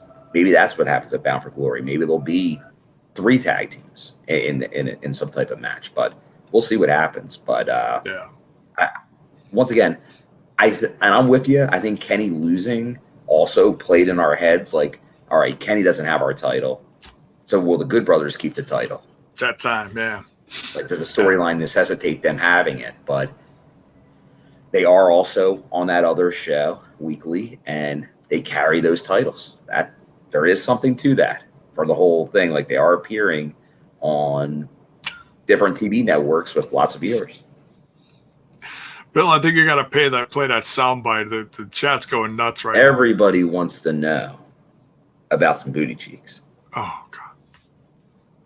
Do you got hair on your booty cheeks? I love the Mac. All right, so continuing on now, we got 2 matches, Mac. We're going to try to wrap this up in 2 hours. The X Division title match, Josh Alexander, the champ, defending against multi-time, eight-time X Division champion at one time in the company, Chris Sabin. Damn. Hail Sabin. Hail Sabin. I love this match, and the more I paid attention to the chat during the watch along, I really started to worry for a minute. Because I'm sorry, I forget who said it, but there was a couple people, at least 1 or 2 people in the chat that were talking about how Sabin just beat Moose, and I was like, oh shit, that was a you're shot. Right. Yeah, he came back and won in a rematch, but still, when Moose lost that match against Chris Sabin, we were shocked. Yeah, and Sabin beat Sammy clean recently. Sabin has a huge win this year. Yeah, they did everything they could. If we were to tell a company us that this cared guy about records, Sabin would be looking pretty good right now. Yeah, win or lose, he's had an amazing 2021. And so I really started second thinking this for a bit. And yes, D-back, absolutely match of the night. I kind of guessed this one was going to be match of the night. This was a lot of fun, and Sabin absolutely did put the doubt in your mind. He is one tough son of a bitch, and yes. He brought it. But Josh came out, and there was absolutely that respect in the end. And I want to talk about there was that moment at the end. So I'm going to start with the man who was there in the front row, Bill. Talk about this match, and then talk about that moment at the end. Yeah, no, this was definitely match of the night. It was match of that set of tapings. Josh has been hitting it out of the park all year. TJP, just many matches, even beyond this year, honestly, since his singles run. So I know maybe some people weren't happy when the North broke up and he became a singles wrestler. Maybe there were some questions. If he hasn't put all those to rest by now, I don't know what you're watching, because he's been killing it. Honestly, I look back and I was a fan of the North as a team, but now I'm like, man, he should have been a solo act way sooner, because that's what he's meant to be. He's meant to be a solo wrestler. I know he got kind of put in a tag team, but and hey, Bret Hart was in a tag team, but he was one of the best solo wrestlers of all time. And Josh Alexander, he really could make his mark as a singles competitor in this business. He's a main event player, there's no doubt, and he really has made the X Division run one of the better ones. And going against Sabin as kind of the highlight this, because once again, just like with Swan and Mac, I thought there's a run. Sabin's been fantastic this run. For him to get a 9th claim at the title, maybe that's the guy that could beat, because who was going to beat Josh? Maybe Sabin would. But he did not here. But he gave him a hell of a match. And that's what Sabin's been doing. He's giving everybody – these are probably the 2 best, if you're looking in-ring work of 21, is Sabin and Josh. And they put on a great match here. Maybe the best impact – well, it depends. The Iron Man match is almost something different. And it's tough to put any match in comparison with it. But the non-Iron Man match, this might be the match of the year in Impact. And it was a great one. And I think for, like I said, anyone with questions, but for the crowd, for anyone that watched Victory Road, I think you now can say this could be the face of the company, Josh Alexander. Yeah. We'll talk about what happened after the main event in a little bit. Truck, what'd you think? I agree with everything Bill just said. I'm sure this was incredible to see live, because it was certainly incredible to watch taped. The story that they told with the match was certainly not a story that I was expecting. Sabin really went to him as if, you say you want to be the best professional wrestler. All right, I'm going to out-wrestle you and teach you a few things. Leading into it, I really thought Sabin could win. I thought it could go either way, just because of the build that they've given him recently with these clean wins over guys like Moose and Sammy, just driving home the point that he's not a young fella anymore, but this guy's legit, and if you don't take him serious, he's going to take it off of you. I loved, and I hope that this was deliberate and I'm not reading something into nothing, but over the course of the match, Josh lost both his mouth guard and his headgear. And I think that was on purpose. I think that was kind of an indicator of just how hard Sabin is pushing this guy, and just how much work Josh is having to put into just surviving, let alone winning. Yeah. That is interesting that you bring that up. Yeah, I did notice that. And especially he lost the headgear. Yeah. He did lose the headgear like right at the end of the match there. Yeah, that is interesting. Yeah, after throwing absolutely everything at Sabin. Everything. And, getting it put into positions a couple of times where it looked like, is Josh going to submit? I love it when the guy who doesn't do submissions very often locks in submissions and demonstrates that he knows how to pay attention to where he is in the ring and keep the guy off the ropes, or to switch up the variations so that even when he does wiggle over the ropes, too bad, buddy. Your close arm, I've got that one now. You're not going to be able to get it. I love that sort of stuff. Rohit's really good at doing that. Sabin broke that out tonight, and I hadn't seen that before from him. I absolutely loved this match. Yeah. Yeah, that certainly sets up some stuff for the future. Now, that moment at the end there where Sabin comes up to him and whispers some stuff in his ear, gives him a hug, and then leaves him. Do you think this is going to lead to something separate besides what we see at the end of the night? Or do you think this was Sabin telling him to do what happened at the end of the night? I don't necessarily think that plays a part in what we see after the main event. I think that was more, this was maybe the guy that most identifies with the X Division telling this new generation, you know what, you have it. You are the face of the X Division. Like you could say he kind of passed the torch to Josh Alexander. Okay. Like you gave it your all. This, like, because that was kind of the angle. It was like Josh was like, I'm the best X Division champion ever. That was a tall tale to say, especially when you have an 8-time champion there. But he's like, you know what? You're the man. You're the man in the X division.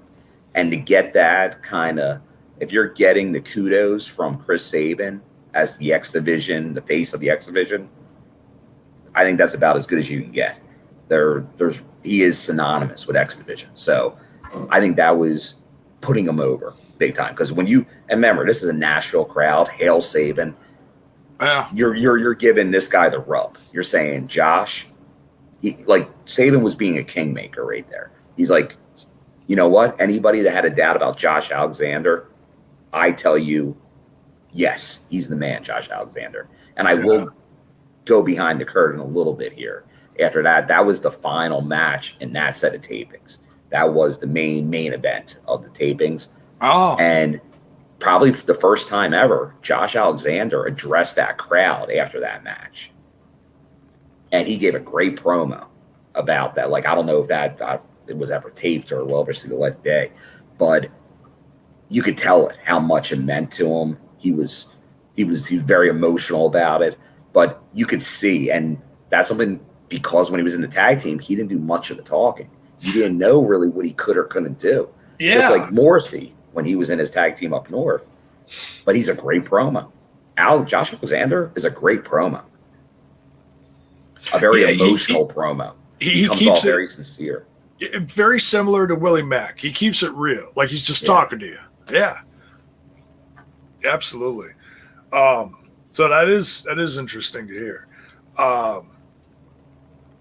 Truck. Same as Bill.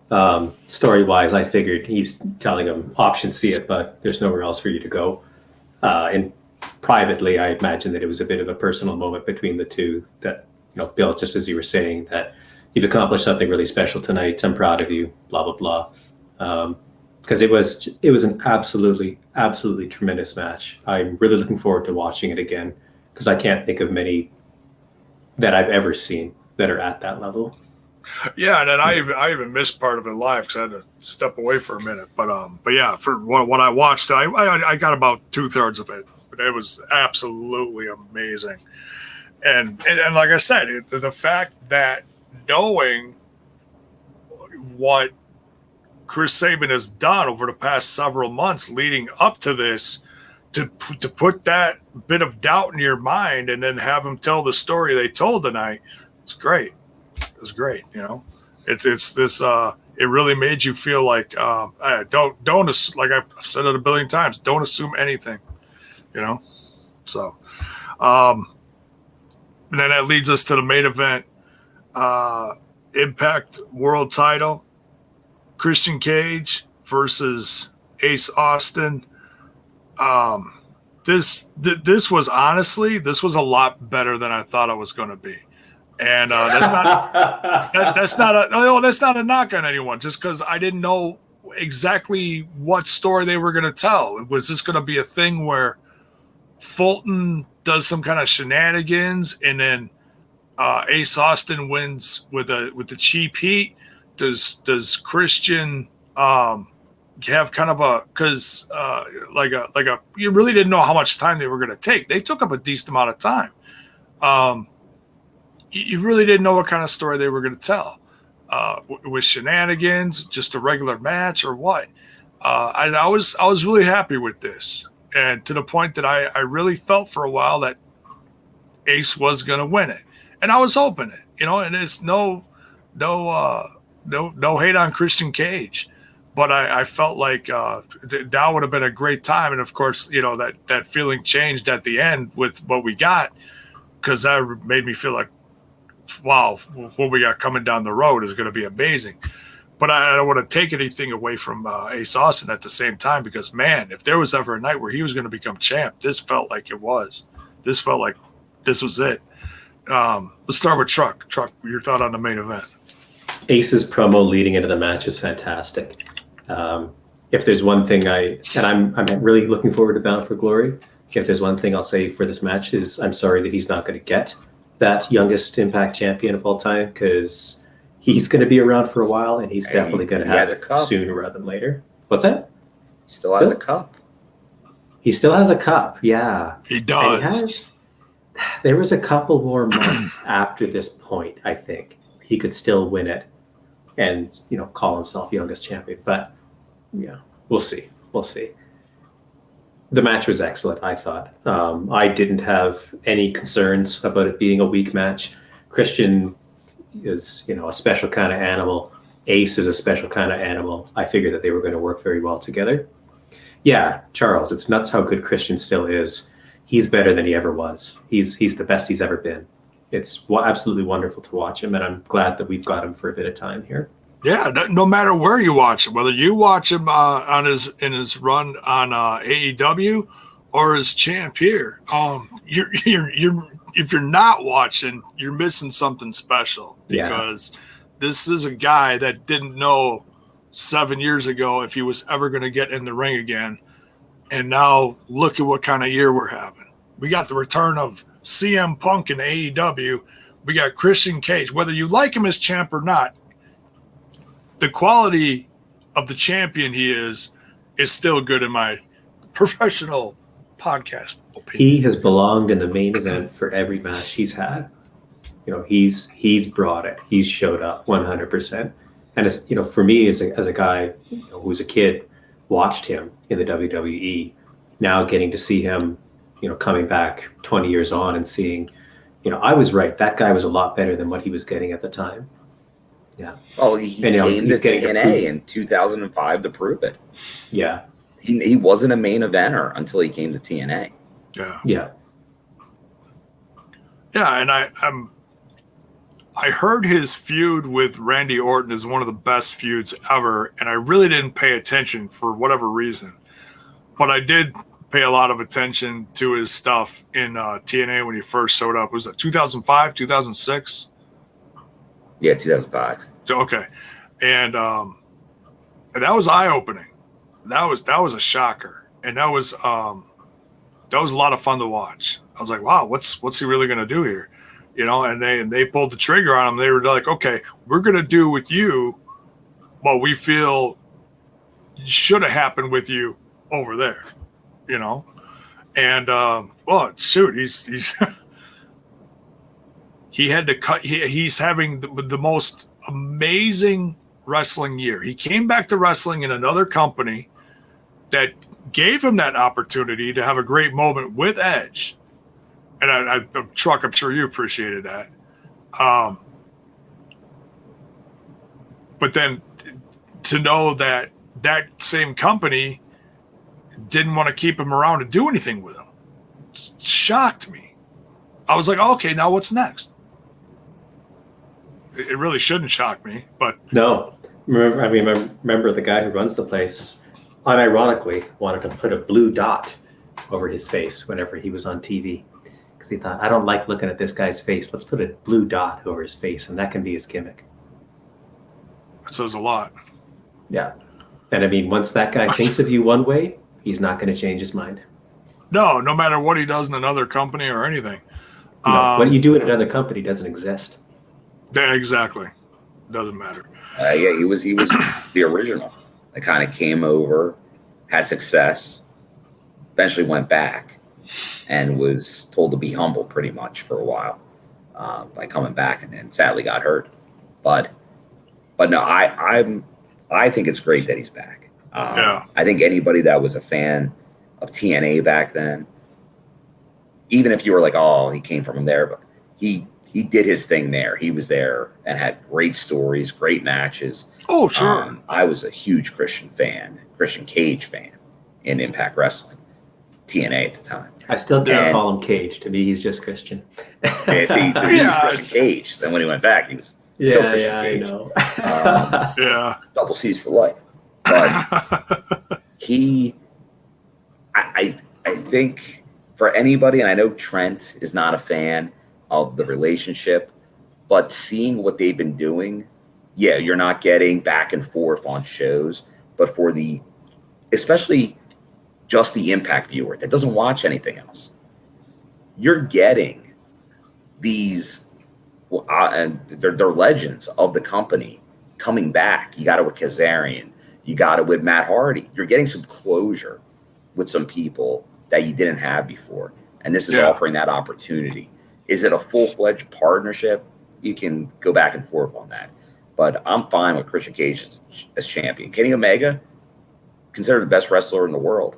You had him for a lot. But Christian Cage, he's more of an Impact guy. So the storyline makes a lot more sense. Kenny Omega, yeah, he would make the one guy that beats him. Yes, true. Maybe not to a lot of casual wrestling fans. They probably wouldn't even recognize it. They'd be like, oh, what happened there? Which one's Jay? But for Impact fans, I think if Christian loses to Josh Alexander, I think that might tell the story that a true Impact fan wants. Kenny Omega is going to be a note in the history of Impact Wrestling. Christian Cage is a legend. He's a future Hall of Famer. Yeah, that's absolutely true. Because I know I've said it once, I'll say it again. It's once you think about the stuff with Kenny Omega was basically the Callis and Omega show. Yeah. That tells you right there where it was going to go. And not that I'm down on that, but once you understand where it's from and where it's going, that says a lot. It played its purpose. It played its part. Yeah. And it is what it is. To me, that only would have done something if it was Moose that beat him. So then you make Moose like he's your face. Like I think Moose would have had to beat Kenny to make it make sense for Impact. And I think Josh will have to beat Christian. Like that, I think that makes the most sense. You have a perfect built-in story there. And let's not forget, this is the one thing with Ace, and Moose was kind of doing this too, the whole bring the title home storyline. Yeah. Ace wasn't doing that at all. It was all about Ace being champion. He wasn't trying to bring the title back to Impact Wrestling. Because that's the thing, because remember, there were people rooting for the heels over the Kenny Omega storyline for the good of the company. Then it was Impact versus AEW. It was, and now that's now not really it's the case. Christian, which I know some people are still like, well, no, he's AEW. He's AEW. And that's kind of what's coming. We'll see. But that's still out there. And Josh, you can tell he feels a way about it. Yeah. Feeling kind of way? Feels some kind of way about it. Oh, we know that way. But yeah, the match itself between Ace Austin and Christian Cage was a lot of fun. Christian Cage wins. I was a little surprised, but I wasn't like, oh, it didn't like surprise me to the point where ruined my night. Like, oh, if Ace Austin doesn't win, I riot. No, it made sense in my head, but Christian Cage wins, and then Josh Alexander's music hits, and it's like, oh, what's happening here? And right before Josh Alexander said it, I guessed it. So, but I'm not going to take some kind of massive credit for I called it. No, I'm not. No, I'm not one of those guys because that's just silly. Because you can guess anything. I called it. Okay. We'll take credit for that. I know you're still in the chat, but I see your name. Everybody, I'll let give you. Jabin one of these. Well, because I audibly said it during the watch. I was like, oh, we're getting option C. And then sure enough, he says, bound for glory. And as soon as he says bound for glory, you know what's coming. Option C. And that leaves a whole lot of openness as far as what can happen with the X Division Championship between now and then. Is it just decided at Bound for Glory? Are we going to have some kind of tournament? Give me a tournament. Please give me a tournament. I love tournaments. Yeah, we were seeing a lot of those in the NWA TNA days, and those are so much fun. You tell them, I mean, some of them you can, depending on who's involved, sometimes you may not be as excited as others, but you tell the right story, man. It could be, you can call it Tournament of the Year. You never know. I'm personally super stoked for this and the story that they're going to tell. And one thing I said at the end of the watch along is, I don't think they need to do a whole lot for this. I think just them being in this match says a whole lot by itself. It's a no-brainer as far as what's going to happen. And I'm not saying like a spoiler alert or nothing. It just it's going to be a great match. They're going to tell a great story, and no one's going to sit there and be like, "Oh, well, I don't get it." Really? I mean, this is and it's also it felt like this was a long time coming, because I know Scott D'Amore had a lot of pride in hiring a guy like Josh Alexander, and I think this was like the long-term game plan for him. And to have it happen this way, I feel like just feels like $1 million for Josh Alexander. Let's go Truck first, and then Bill. What are your thoughts at the end of the show? I think this match alone is going to sell tickets. I think this match alone is going to sell out BFG. I don't care what else is on the card. I would buy a ticket if I was able to go. Yeah, as soon as actually Ace got pinned, both D-Back and I, because we were watching in Discord, both of us put up Josh is beating Christian at Bound for Glory. That's what's happening here. And even after the end of the Josh Saban match, especially when we had that whispering in his ear bit, I figured that's what's happening here. He's telling him option C it, bud, because who else do you have to face in Impact? No one. There's no other mountains for you to climb here. You've got to go to that next level, and that's what the next level is. Well, there's Johnny Swinger. Get the fuck out of here, Jay. You had me for a second. I'm like, shit, did I forget someone? Yeah, you forgot. Johnny Swinger. That's right, Danny. And looking back to the beginning of the card, I think the option C stuff is why Laredo Kid won that 5-man at the beginning of the card. Oh, I mean, You guys swing? I think that could certainly give him a leg up going into Bound for Glory. Yeah. This next month. We'll see. Yeah. I was really happy that Josh kept it super simple. He didn't cut a promo. He didn't run his mouth and wander around what he was going to say. Just Bound for Glory, option C. That's exactly what I wanted him to do. Yeah. I love this guy so much. And you don't, with a guy like that and a guy like Christian, you don't have to do a 10-minute promo explaining that. Yeah. So, Bill. No, I can't agree more with it. I think they have played it right. You had the little comments from Josh kind of inserting himself in like Christian Cage. Like he was kind of putting out there. So I think we kept thinking, well, Bound for Glory, Josh plays a part. We didn't know if it'd be option C or not that he plays a part, but after Ace, who would be next for him as well? Like who would be in the world title match? Even though there's a lot of people that we think are in the main event, who would really be next in line? And it makes it, there hasn't been like option C. I guess the last successful option C was Brian Cage. Cashed in option C and then won the belt. So that also can bring it, because I know people wanted to comment highlight here for a bit. So let me bring that up wherever it is. Here it is. Is there a possibility Josh beats Cage and then Brian Cage music hits and we get a Brian Cage versus Josh? Well, I would think that's crazy, but we already know announced Melissa Santos is back in the fold for the Knockouts Knockdown. That was announced. Oh boy. You sell it down, J-Bone.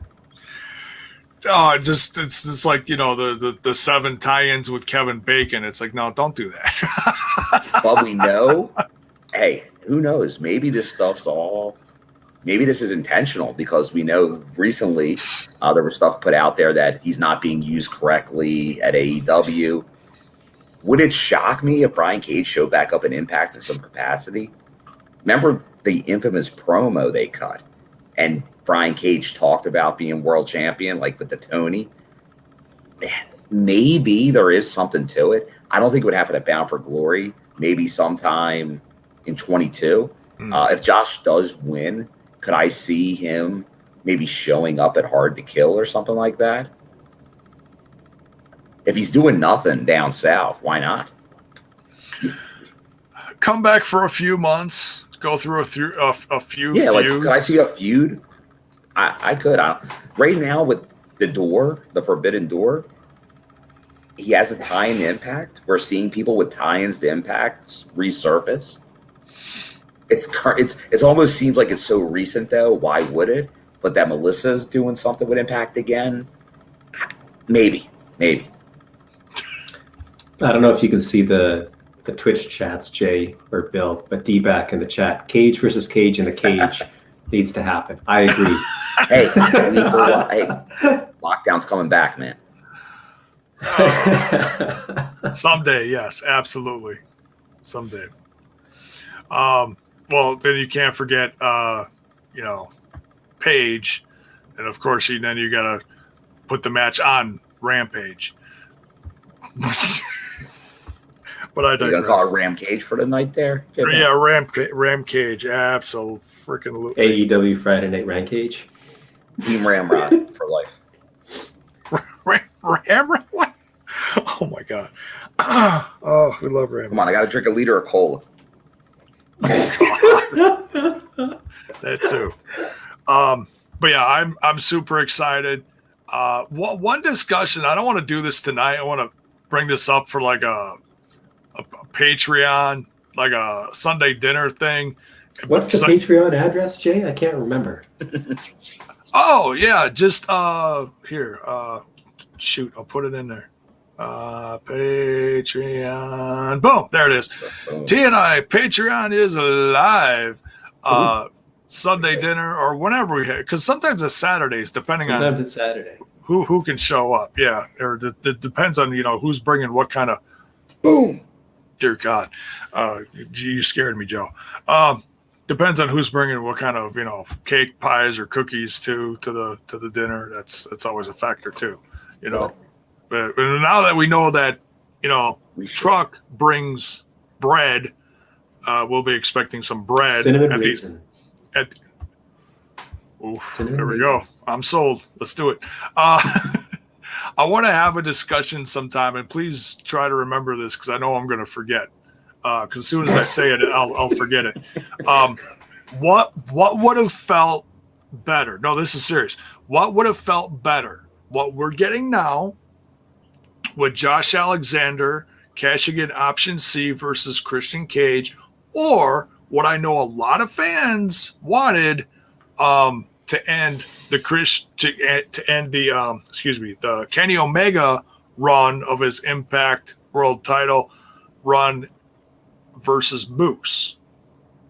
Yep, that's definitely the two scenarios. I think that's a great topic of discussion, and I'd love to just put that in the fans' heads. But that is absolutely going to happen sometime in the future over on the Patreon. Either going to be for Sunday dinner or after dark. Something just to get lots of extra shows over on the Patreon. You've got the family dinner, you got the after dark, and you got the hit and run.